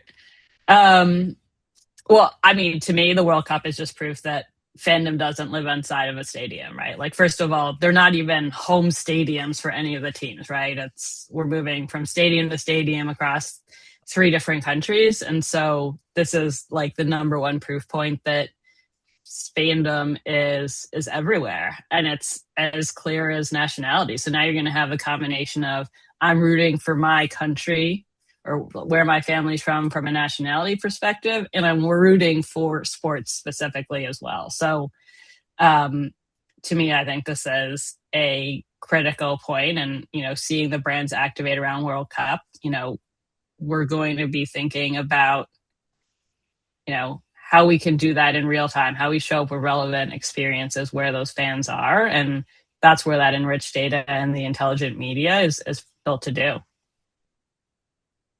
Yeah, and I'll take the last one here. The World Cup is obviously a very special event in sports. I'd say the Olympics similarly. Um, you don't need to be a soccer fan to be a World Cup fan. So anybody who is remotely engaged in and around the context of the World Cup, and by the way, that doesn't start in June. That already started. Like we're talking World Cup draw. It was a week-long event in December. You saw great brands, worldwide known brands, think Coca-Cola, like who are activating against it because they're trying to pump you up and get you ready. And and I think that's a really special time for sports, and it's awesome as a fan. It's awesome to be on the business side of it. Um, if you're a brand and you're thinking about World Cup or you're planning against World Cup, I'd say you don't grow your brand by only investing in the people you already know. Like you grow your brand by also reaching the people you want to become your customers and who you want to get to know. I think, I've been in this space a while. I see so many people talking about the audiences they know, but you're missing the audiences you don't know because they want you to know them too. And they can get a lot of value out of engaging with your brand in a meaningful way. And I think there doesn't just have to be one approach; it could be multiple approaches. And the proliferation of technology has kind of put the power in the hands of the consumer. So it's really brands on properties, technology companies, and the leagues to make sure we're meeting the fan wherever they are. And so uh, to see brands engage across the spectrum, obviously digital is going to be one of the leading budgets because it can play along all sides of activations. Uh, it's a really unique time that I think brands are taking advantage of and will continue to take advantage of. So that's how I'm thinking about it. Okay, well, we can leave it there. That's a great way to end. Eric Hurd is Global Head of Sports and Emerging Products at Yieldmo, and Lee Shen Lee is Global Head of Converge Sports at Deloitte. Guys, thanks so much for your time and for your partnership. Really appreciate it. It was great. Thanks for having us. Thank you for having us. Okay, moving to the next session, I'm going to pass it over to Sam Bradley, who's Digiday's senior editor of marketing, and for the next session. Over to you, Sam. I might have just given you a promotion, by the way. Yeah, I think it did. Thank you so much, Jim, for both the promotion and the introduction. I'm excited to be talking to Luca Adonato, brand and marketing director at Inter Milan in Milan, which is incredibly exciting. Luca, how is it going? How are you? All good, all good, all good here in Milan. Brilliant. How Well, is the first of all, I want to say congratulations for beating Como on Tuesday. I know that was quite an important match. Um, Yeah, it was Celebrate. quite an exciting match. Definitely, yeah, Roller absolutely. coaster one. They're the best ones. They're the best ones. Yeah, absolutely. Brilliant. Okay, so Inter is top of Syria and it's one of the top soccer clubs in Europe. But you've also built a formidable social media content operation behind the scenes. So, first of all, I just wanted to kick off by having you talk me through exactly the team and the operation you've built at Inter so far. Yeah. First of all, thanks Sam, thanks everybody. It's a pleasure to be here today to tell a little bit more about our journey so far. First of all, a little bit of introduction, saying that actually I have joined the club last May, so more or less 11 months ago. So actually, the phenomenal media house team that you were mentioning of actually was already in. My goal and my work at the moment and in these past months, have been mainly focused on consolidating the brand journey of the club and understanding and defining the angle and the lens through which our distinctiveness could be instrumental to exploit the opportunity that the global stage could offer us, you know. So of course the strengthening and fostering the media house and digital marketing activities is a key point on that. Actually, the media house is included in the within the marketing department and is a pivotal hub thanks to which we can create, think, produce, and distribute all our contents to throughout more than 25 channels that we oversee on a global scale that that allow us to deploy approximately 70,000 piece of content per year. And actually, the goal at the moment is to elevate the brand throughout our contents production and of course to increase our reach on international scale, you know. Absolutely. So, thinking about social platforms specifically, which of those are the most important to those objectives to elevating Inter's reach and profile globally? Well, I think it's I would say that the answer is quite common with some of our peers and other not just on football industry but on a sport industry, saying that of course TikTok and YouTube at the moment are the key channels on which we are focusing on. Also because I mean, if we look at the US, for example, we know perfectly that as a European football club, there's a lot to learn, of course, and to understand on the market. Also, thanks to the incredible, impressive job that some key sport institutions and teams are doing in the market. But yes, of course, TikTok and YouTube are the most important channels at the moment. We have overall increased the numbers of all our followers in for example in US of around 10% in the last year. And just on YouTube, the following base has increased of 350% in the last year. So I think that we are doing good, but there's really room to increase even further this. Absolutely. That makes I mean, that sounds like to me like phenomenal success, but I understand that you guys always have bigger ambitions. Thinking about the US fan base in particular, why is that market specifically important to Inter going forward?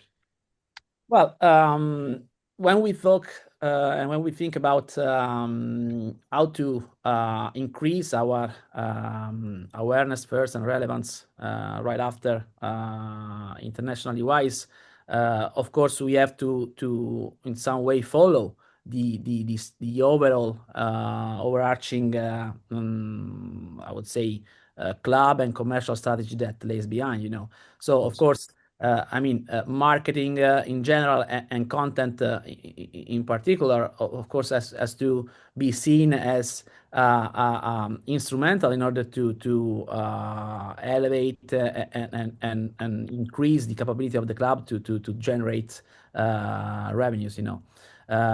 So US is one of the key market that we have identified in our strategy in order to establish our growth in the next years for different kind of reasons. First of all, because the attention on I mean, first of all, the market is huge, as everybody knows. The market is huge, and the attention on sport and football in particular is increasing year by year. The Club World Cup last year and the World Cup this year will be, of course, critical for this success. And historically, US is a market that have generate interest in terms of revenue strategy for European clubs, although it's a very, very difficult market because it's of course crowded. It's not just a single market, as you know better than me. But we are moving good. We have already 13 fan clubs distributed in the territory. We have already 3 academies, and we are increasing that number very, very fast in the last months, and we will have additional opening in the next future. So yes, I mean it's a strategic area for us. Brilliant. And the media house, the media operation, do you expect to expand that over the next year or perhaps in time for the next season? I know, you know, the Italian season, the domestic season was sort of nearing the end now in April, but Yeah. I mean, I would not think this as an expansion. I would think that is a streamlining of our operation, focusing more on quality, on the capability of really generate relevance on our channels and increase the and increase and amplify the audience that we have at the moment, you know. yeah.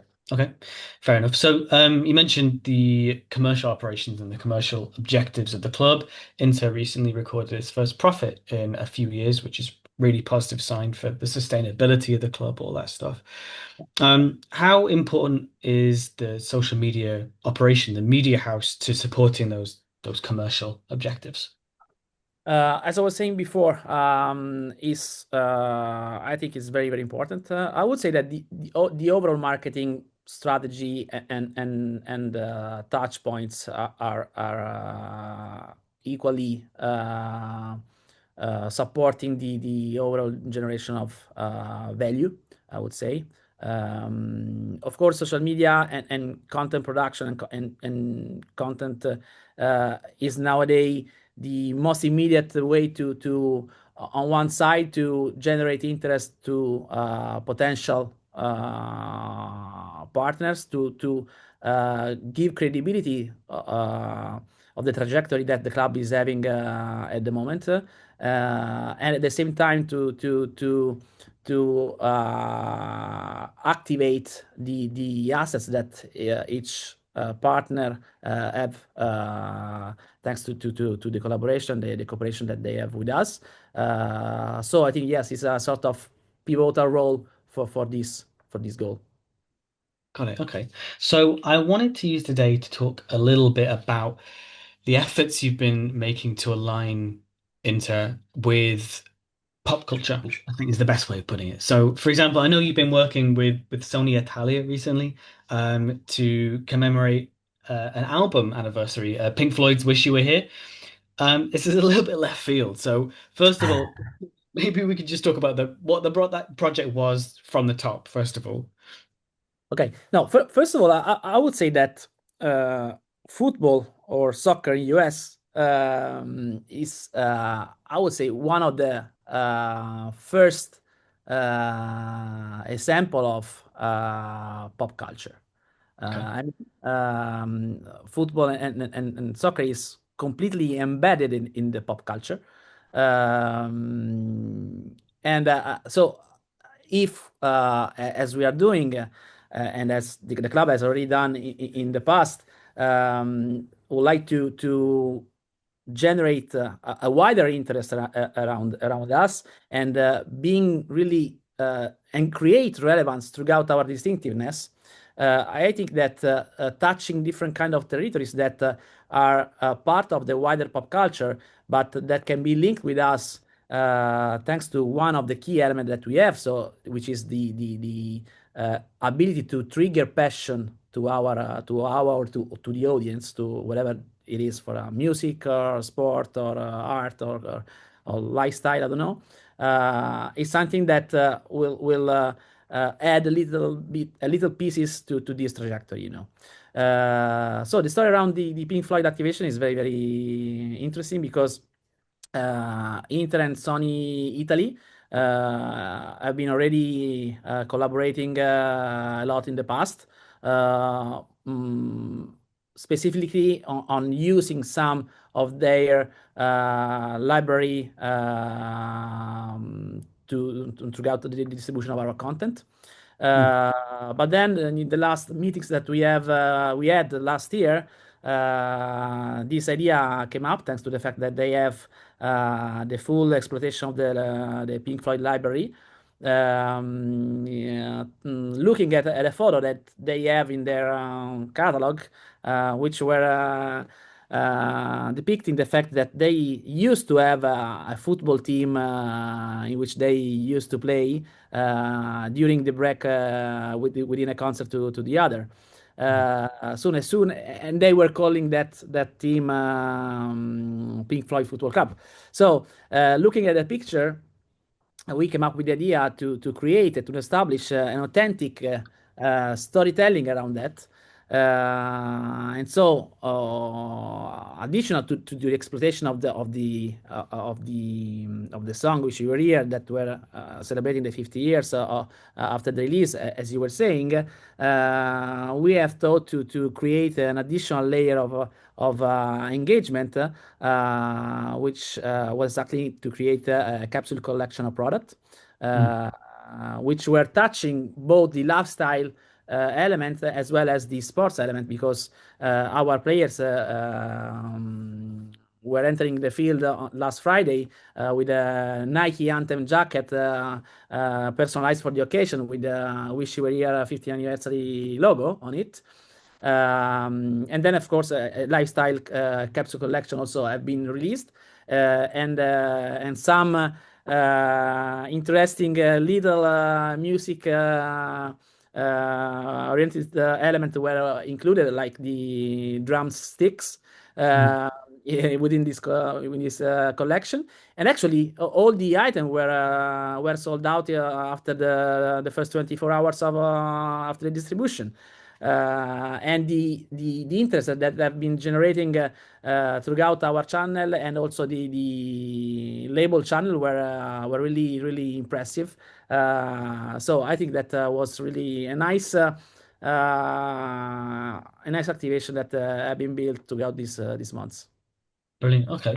And that isn't the only slightly unusual initiative you've undertaken with in a sort of collaborative context. I mean, you were recently working with Nike on a fourth kit campaign.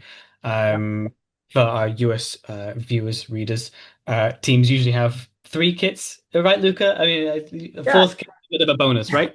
yeah. Usually, football teams has three kits. Actually, in the last, I would say, 5, 6 years, sometimes happen that some clubs release with their technical sponsor four kit somehow in during the season. That's the case for us this year. We have embraced the idea of Nike to create a specific kit that will wink a little bit with the fact that Milan was hosting the the Winter Olympics in February. So they have been thinking on replacing the standard Nike logo with the ACG logo. ACG, as you may know, is their brand dedicated to outdoor and sports and culture.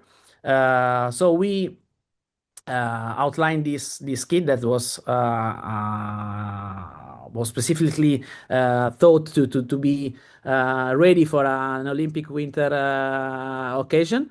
And additionally to this, we had released also an express collection, so a wider capsule collection dedicated to mountains and outdoor. The interesting part around this project was not just the fact that we were releasing a kit not with the Nike logo, of course, which was already I would say something interesting, but the fact that we worked together with Nike to create a wider activation plan, creating some authentic and credible, I would say, stunt. For example, we bring different kind of communities into the mountains, along with a couple of our legends that we have in our roster. Specifically Luis Figo and Julio Cesar, and we have played a wild football tournament within the snow and the mountains, just for releasing that kind of kit. Additionally to this, we have for 1 week, for 5 days, we have opened a typical mountain refugee in a I would say a little mountain that we have here in a little hill that we have here in Milan, but that for the Milanese community is known as the Montagnetta, which is the little mountain.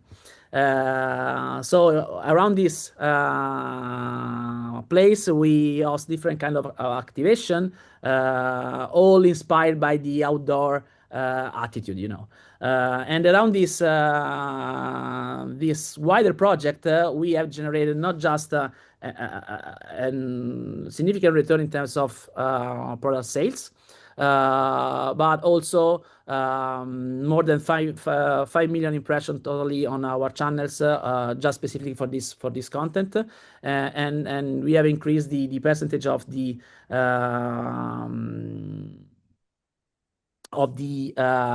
purchaser from abroad by the 15%. Brilliant. Okay, so it comes back to sort of benefits the marketing operation as well as the commercial side, of course. That makes perfect sense. I do have a quick question from the audience, actually, which is about the kind of the content you might be designing for younger fans, which obviously, we all pick up our lifelong fandoms of our respective clubs, typically when we're a bit younger. I went to my first United match when I was about 6. So, I mean, do you think about different age groups or demographics when you're designing the content that you put out across different markets? Yeah, absolutely. I mean, having a total community of around 95 million followers throughout all our channels, of course, the metrics of mixing age groups, channels, time of consumption, and geography is really a mastermind work. But of course, as I was saying before, focusing more on TikTok and YouTube obliged us to think, I would say, younger generation first. But the balance on do not jeopardize the attachment that we have with our core fan base is something that our content production team should always bear in mind. So we are slightly and in a very smooth way introducing different kind of contents that may have a different tone of voice, a different approach that will allow us to really create the condition to be more relevant for a younger generation or for a younger audience. Mm.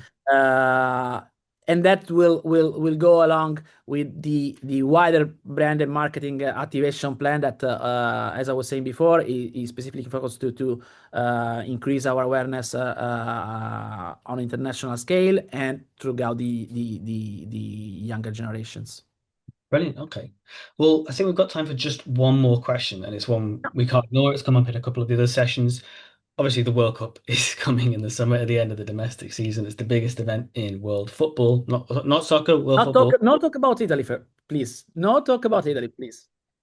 But it is a major event in the sport, and I'm curious about how a club can take advantage of the attention and the interest in the sport as a whole that will be seeing, come from the World Cup and come towards the World Cup.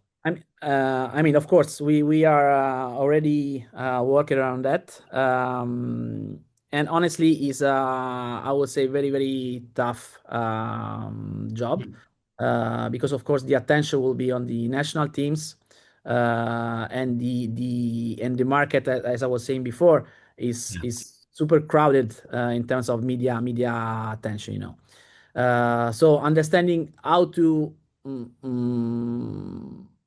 integrate our plans in order to be in some way relevant in some specific occasion in these wider months that the World Cup has been performing, will be performing, is something that we would like to have. We are thinking on having for the second year in a row a presence in the Fanatics Fest that will be held in New York on mid-July.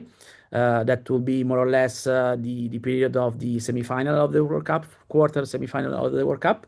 And we are studying and outlining the best strategy in order to be in some way relevant in that occasion, exploiting the occasion and exploiting the new possible elements that we could have in order to be seen and to be relevant and to that audience. Yeah, absolutely. I mean, I think it'll be a huge moment, especially for US fans as well. Yeah, Which is why absolutely. okay, well, I think that's us for time. So I'm going to wrap it there. But thank you so much for joining me today, Luca. Really appreciate your tips. Thanks so much. Thank you. And I believe that Kimiko is up next, right? Indeed, I am. Thanks so much for the interesting conversation about fan clubs and fandom, Sam and Luca. It was a treat. I'm Kamiko, senior marketing reporter here at Digiday, and I am going to be joined by Charlie Wade, who is the Global Chief Client Officer for VML Live. Hi, Charlie. Welcome. Hello, how are you? I'm doing all right. I'll have you know, I went for a run this morning. I've been sticking to it. Good. I'm very, very pleased to hear that. I haven't been out for a little while, but the sun, as you can probably see here in London, is gorgeous. So I'm getting back into it. Yeah, maybe after the sports marketing wraps up, we can get to it. But Yeah. in the meantime, in the meantime, we'll spend the next 20 minutes talking about our session, which is how to take AI from benchwarmer to sports marketing MVP. So if anyone on this call thought they were going to have an entire sports marketing playbook marketing session without talking about AI, you were clearly mistaken. That's what we're here for. So as sports marketers pivot away from mere engagement to more things like deep loyalty, AI seems to be stepping in as a critical player. So the point here is to talk a little bit about what that looks like from VML Live's perspective and how you guys are approaching that. So, Charlie, let's start with our title session, right? And have you break that down. Obviously, like it's titled How to Take AI from Benchwarmer to Sports Marketing MVP. So let's start there. Where is VML Live at in that journey? Is it practicing kind of on the sidelines, or has AI started making play calls? Well, firstly, thank you so much for having me, and thank you everyone for tuning in to this session. So what's interesting about AI is there's lots of different applications, but broadly speaking, when it comes to AI in sports, you can kind of put it into two different brackets or buckets, if you like. So the first one is using AI for enhancement of the sport itself. or maybe enhancement of the viewing experience. So I'll give you an example of that straight away, which would be IBM and Wimbledon. So IBM have been working with Wimbledon for ages, and they want to produce lots of different assets very quickly. So they use Watson to work out what points are more important than other points. So a double fault in the third game of the second set is less important than an ace to win the match in the fifth set.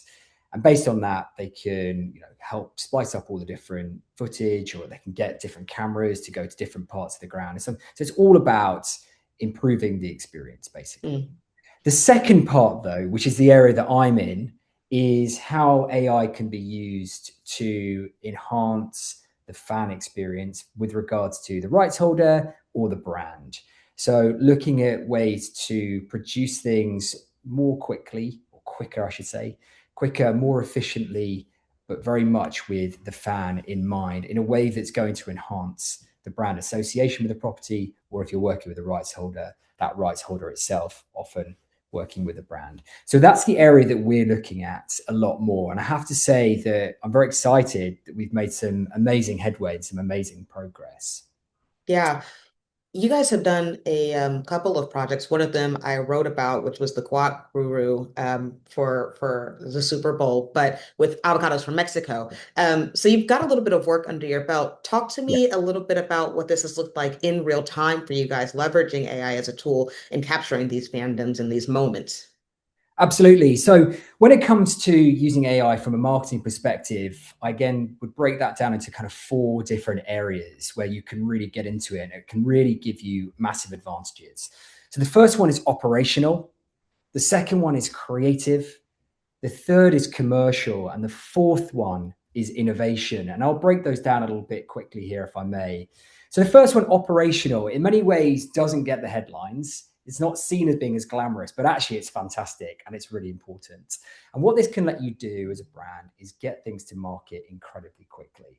So as an agency, funny enough, quite often that's helping to produce assets really quickly. But if we're looking at a brand, for example, someone like, a New Balance that we work with, it's about looking at different ways that you can promote your products, not necessarily shooting them, but giving you a really good idea, a hyper realistic sense of what products could look like in different situations. And then you look at areas that are really important. So again, a lot of sports brands have deals with like a Jude Bellingham or a Pat Mahomes, and they've got a number of shoot days a year. There's only so much stuff they can get on them in that shoot day. And what you can use AI through digital twins is to create lots of different versions of that. So you may shoot Pat in a white jumper or jersey, sorry, and then it's a sort of a green one that you can use AI and a sort of digital twin to do that. So you're basically getting a lot more out of your assets. The other area, the second area, is that of creative. So what this does is it helps a brand to almost supercharge content creation, but very much in like a real-time moment. So there's lots of brands that are in and around sports tournaments, for example. So we worked with one, which is a deodorant brand around a soccer tournament. What they want to do is they want to participate in the sport, in the moment, in the games. But it's quite hard because brands are set up in a very different way. So, a goal goes in, and they want to produce a post, and maybe someone has to sit there and produce it, and then they have to send it to their boss, then they have to send it to their boss, and possibly to legal, and they're at a barbecue, and before you know it, the moment's gone. So what we're able to do is use AI to mass produce lots and lots and lots of different templates and lots of different scenarios, whereby if certain things happened, the AI would create a post accordingly. But the most important thing is using a kind of brand guardian that can work through whether or not something is going to hit the guidelines of the brand to ensure that it can go out. Now, you may have a human layer that just checks it beforehand. The whole process is compressed. Another example is something we did with Pizza Hut. So Pizza Hut very much recognized for March Madness, which for most people, if you don't know, is this amazing basketball tournament in March, obviously, all around college basketball. There's just loads and loads and loads of games all happening at the same time. And they recognize that people are just second screening. I mean, I think we're all guilty of second screening, but particularly around sports. So rather than fighting against that, we used AI to create a mascot, which is another thing that people love. And the mascot, Hutty, sort of started life as a chatbot. And he basically had his own like sense of humor. He had his own tone, very much like a sort of friend you might be sitting on a sofa with. And you could ask Hutty questions and he would respond, he would answer, but then he would offer you the opportunity to win free pizza for a year. Or he would offer you things like discounts on pizza, again, recognizing that people like eating whilst they're watching sport. And it was a great way to recognize fan behavior, bring people into that ecosystem and find a way to connect with them on kind of quite a meaningful level.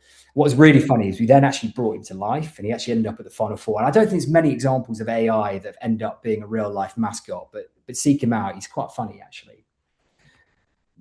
The third one I talked about is commercial. And for anyone who works in any sort of talent, sports discipline on the call, what you'll know is that choosing partnerships is one of the hardest things you can do. And there's lots of reasons for that. But one of the main reasons is there is almost too much sort of subjectivity. So there's always someone who kind of quite likes the idea of a certain property, and you then have to work against that. I would use Formula One as quite a good example of that. Right. You know, everyone's kind of quite excited about Formula One, and they sort of think, should we get into Formula One? And it's a great reason to get into it, but as long as it's right for you. And so we've created an amazing operating system called Fanography. And what it does is it allows a brand to look at it differently. So rather than looking at the property and then sort of trying to work out if it's going to fit to our audience, instead what we do is we start with the fan and we understand what their behaviors are, what the moments that matter to them are, how they show up, what they're interested in. And you then start building the pyramid up to help you identify the right talent. What that means is, or the right property, I beg your pardon. What it means is you can get a much better sense of, I want to target this audience. Do they have an affinity to this particular sport, this particular athlete? Does this athlete or this sport have any relevance to what we want to talk about? The reason why AI has a value is it's able to synthesize an enormous amount of data that comes across from all sorts of different streams and information and insight sources. And it does it much, much more quickly. So you could do it with humans, but it just would take longer and maybe to a different fidelity. So, you know, fanography is a good example of how you can change the game and how thinking about rights, how you're thinking about partnerships, and how you're thinking about talent as well. And then the final one is innovation. And in some ways, you could argue that if innovation is correct, it kind of does all three of those things. So it will drive those efficiencies, it will be highly creative, and it will also have a good sort of strong commercial element to it. And the example I want to give there is our team out in Poland, who work with a team called Wisla Krakow, which used to be, well, in fact, still is one of the biggest teams in Poland. They used to be up in the top tier and they got relegated down to the second tier. And as a result of that relegation, they were quite worried about what it would mean for their commerciality, what it would mean for things like revenue and so on. Right. Interestingly, in Poland, if you go to a game, you have to give a lot more details about yourself, a lot more than you would do here in the UK and certainly stateside. You have to give a lot of information about who you are and why you're going to the game and so on. And so what they did was they took that data and they were able to sort of cross-reference people and the games they'd gone to and what had happened. And they created off the back of that what's called a lucky fan index. And they were then able to talk to those fans and start kind of rewarding them or giving them benefits based on that. So, for example, if you, Kamiko, had gone to a game and you won, they might be like, you're great. Here you go. You get something as a result. Whereas I may have gone to 3 games and they lost all of them. And so they'd be like, Charlie, you're not great luck for us. Maybe you need to get a new lucky t-shirt or a new lucky scarf. Here's a discount code and off you go. And it's just a very good way of playing in with that kind of like ritualistic behavior, very much the kind of things that people think, the sort of absurd moments we all have where like, if I turn off the TV, that guy will score. If I watch it, he won't. That kind of thing. So they very much played into that sort of superstition in a quite a funny way, but of course that led to commercial outcome. So look, those are just sort of different examples, but the 4 things I think really remain true. I want to work backwards here, but you brought up a lot of really, really good points and really good examples that I want to dig into. But starting with the Polish club, right?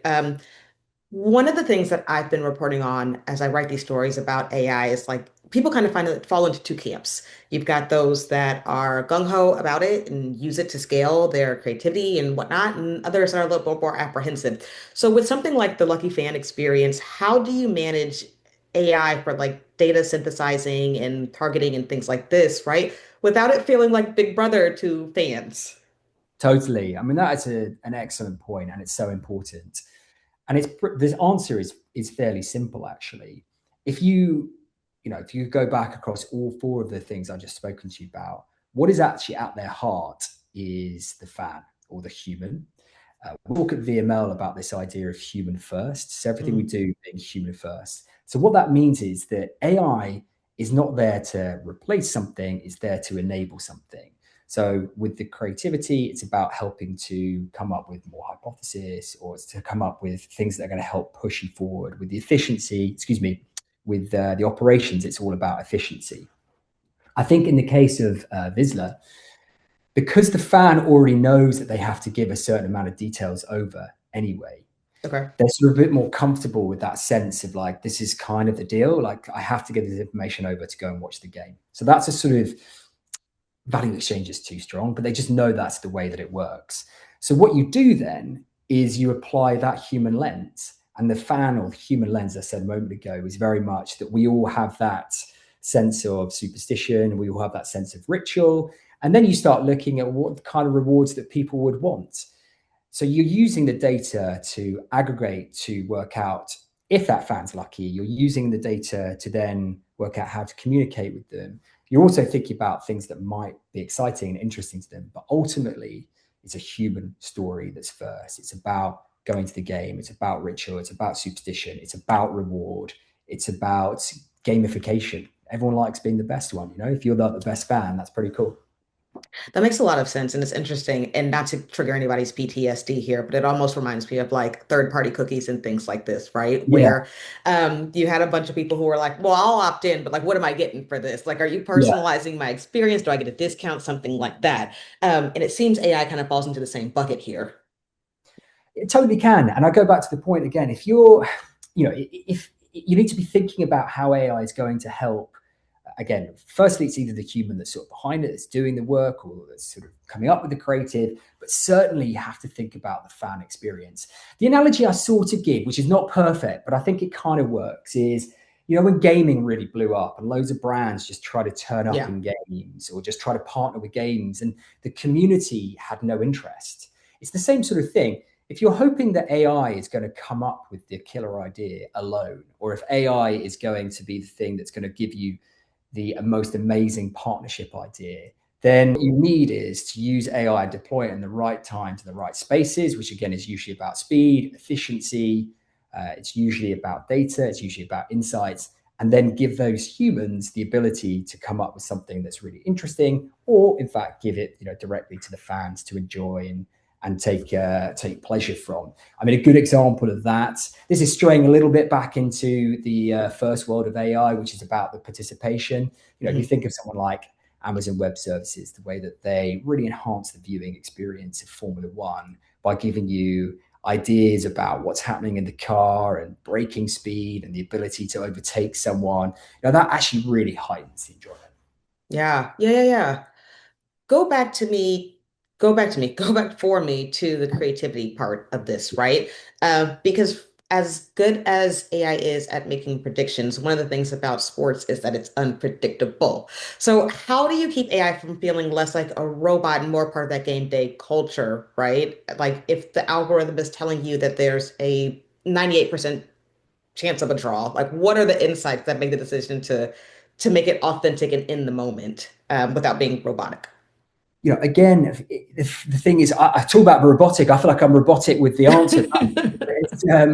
You've got to go back to being relevant. Okay, so if we take this idea of trying to participate in the moment in the game, strip away AI. If you don't have a point of view and you're just turning up saying, amazing, England have scored a goal versus whoever it might be, the USA. Yeah. Go and buy my product now.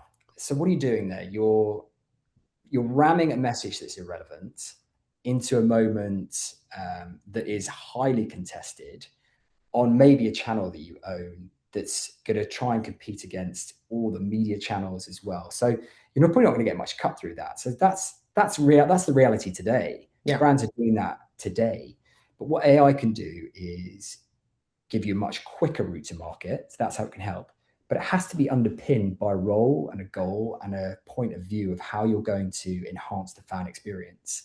And so without that, it doesn't matter how quick you are to market, it'll still fall on deaf ears. But as long as you have the point of view, then you start looking at the technology and how it can do things like get you there quicker, how it can get you to a very specific type of person who is really your audience, for example, rather than spray and pray.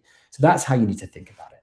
Yeah. And then there's also the brand guardrails that you mentioned, and then the human layer. Talk about how those things kind of feed into kind of creating that stopgap to make sure there's authenticity still. For sure. I mean, look, the brand guardrails are a couple of things. So first and foremost is usually some rights holder guardrails, and those tend to be the same sort of things, generally speaking, tournament to tournament. And yet I think anyone on the phone here who's worked with a rights holder probably laugh that, or in fact, the rights holder will, that somehow we all kind of seem a bit surprised when it's like, oh, you can't do this. Yeah, you couldn't do this like a year ago. You still couldn't do it. Can't do it now. It's almost we get a bit surprised by this information. It very rarely changes. You need to have a certain number of athletes, or you need to position the logo in the right way, whatever. So that brand guardian will just take a lot of that problem out, particularly if you're trying to produce work at speed. So that's how it can make a big difference. And then, of course, you want to think about how your brand is positioned accordingly. And so either the brand guardian can look at things like your choice of models. It can look at the way that you're position your logo. It can look at the kind of language you're using, the tone, and so on. Those are the sorts of things you might be thinking about when you're trying to do a layer of AI-powered authenticity, or authentication, I should say, sorry. That's on the front end of things as like processes and these strategies are kind of being queued up. But I also want to touch on the back end of this, right? Because with everything in marketing, it comes down to return on investment, return on ad spend, and every other acronym that you can think of. So talk to me a little bit about, when it came to Huddy and the creativity and things like this and the Lucky Fan Club experience. What were the measurable outcomes of this that you can take back to the client and say, yes, this is not an AI shiny object, but it worked and their business goals were met?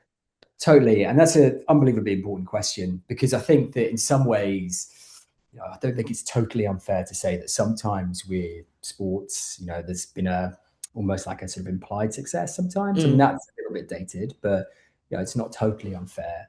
Whereas, we should always be looking at what the return is. So, for example, with Hutty, it was very much about interactions. It was about reach, but it was also about things like sweeps entries. It was about CRM build. It was about code activations and so on kind of the deals that came through. So it's very much about like making sure you're kind of connecting, but across a number of different KPIs that were important for them. Because of course, when you've got then a big CRM to work from, as a company like Pizza Hut, then it means you can start emailing, or you can start reaching out across different channels those consumers, and you can start owning that relationship again. It's really important in a world whereby all the kind of food aggregators have come in and slightly eaten your lunch. It's quite important to then kind of wrestle that relationship back again, and in a positive way, by the way. With Vizsla, it was all about sales. Frankly, it was all about making sure that they drove important sales into the club store, across other branded areas of the organization as well. But I have to say, because it does encapsulate all the different areas, creativity was important to them, fun was important to them, but they've just gone down. They were up in the first division, they've gone down to the second division, connecting with the fans and making the fans feel kind of good about them, and feeling upbeat and optimistic about the club. That's also important. It may not have been the sort of sole underlying metric, but it's another one that's really important. You can start measuring things like that, and it then proves its ROI in many ways. That's fair. That's fair. For Huddy and for like the Guaku and things like that, these chatbots, what are kind of the parameters for brand safety there? I've seen people ask like brand chatbots, like do their homework and things like this. So how do you kind of set up brand guardrails to ensure there's no like hallucinations and things like this? Well, I mean, it's quite tough is the answer. I don't think it's like a sort of an easy thing to do. You have to have some pretty smart people again. You have to have some pretty good AI tools. We can easily do another 20, if not 40 minutes on that. it's a big part of it is around kind of rules, the kind of things you will and won't answer to. But almost what's more interesting, if you don't mind me saying, is that how do you differentiate? And for that, you want to try and come up with like the right tone of voice. So I sort of mentioned this idea of it being a little bit like someone you chat to, like one of your mates. That's quite important because chatbots have quite a sort of specific tone of voice. Like even the ones that are everyone, I guess, as I'm saying this, think about it yourself. Like even the ones that try to be a bit more chummy, they sort of feel a bit forced. It doesn't feel. It's just very obvious.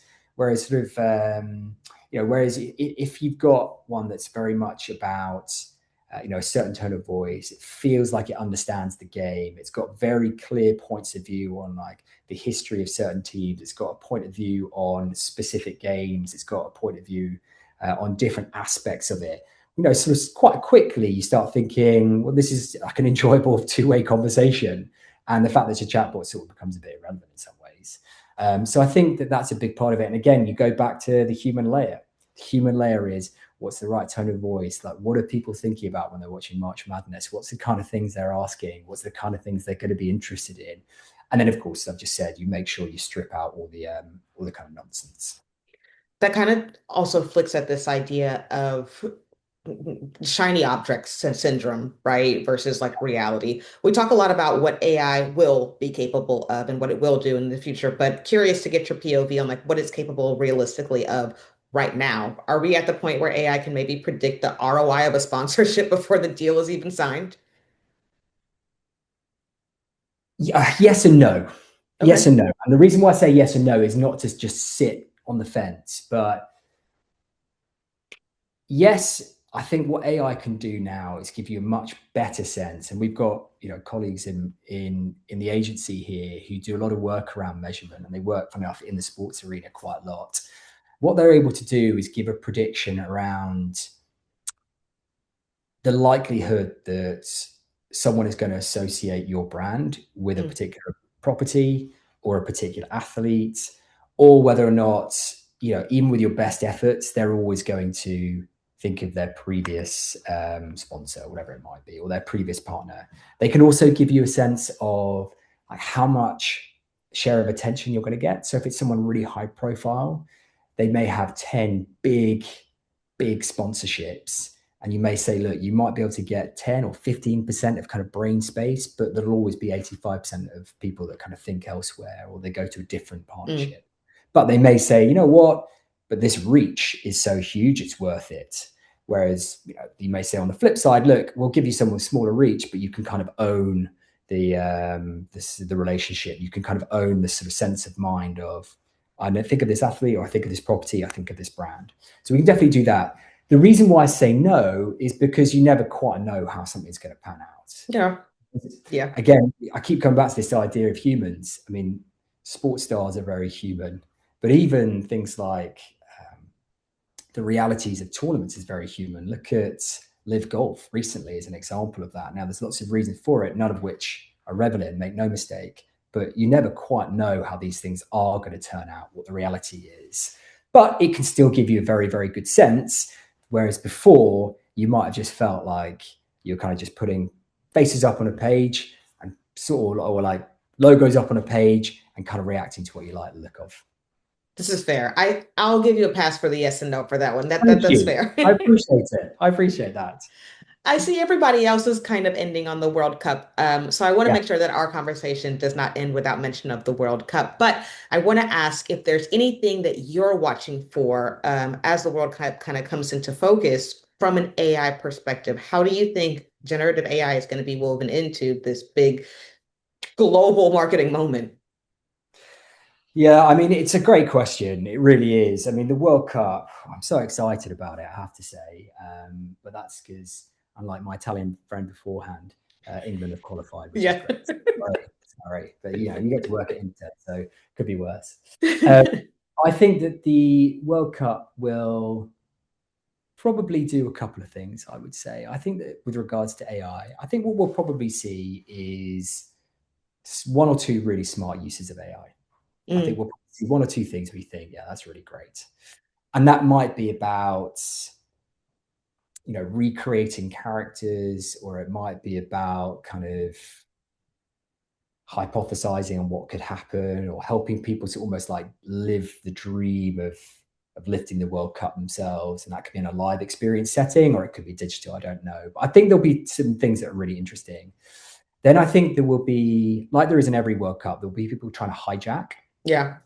And so what they'll probably do is those brands, they'll probably try and go for mass assets at scale, effectively hoping that they can just produce lots of stuff and spray it everywhere, it'll land. But I think what we might see is quite poor creativity or quite poor thinking around how they're targeting. So I think we might see some quite bad uses of AI. So not nefarious, but just like poor execution or poor thinking. And then I think that there might be just one thing that stands out that just makes everyone think, that's kind of interesting. I wouldn't necessarily thought that that was the opportunity.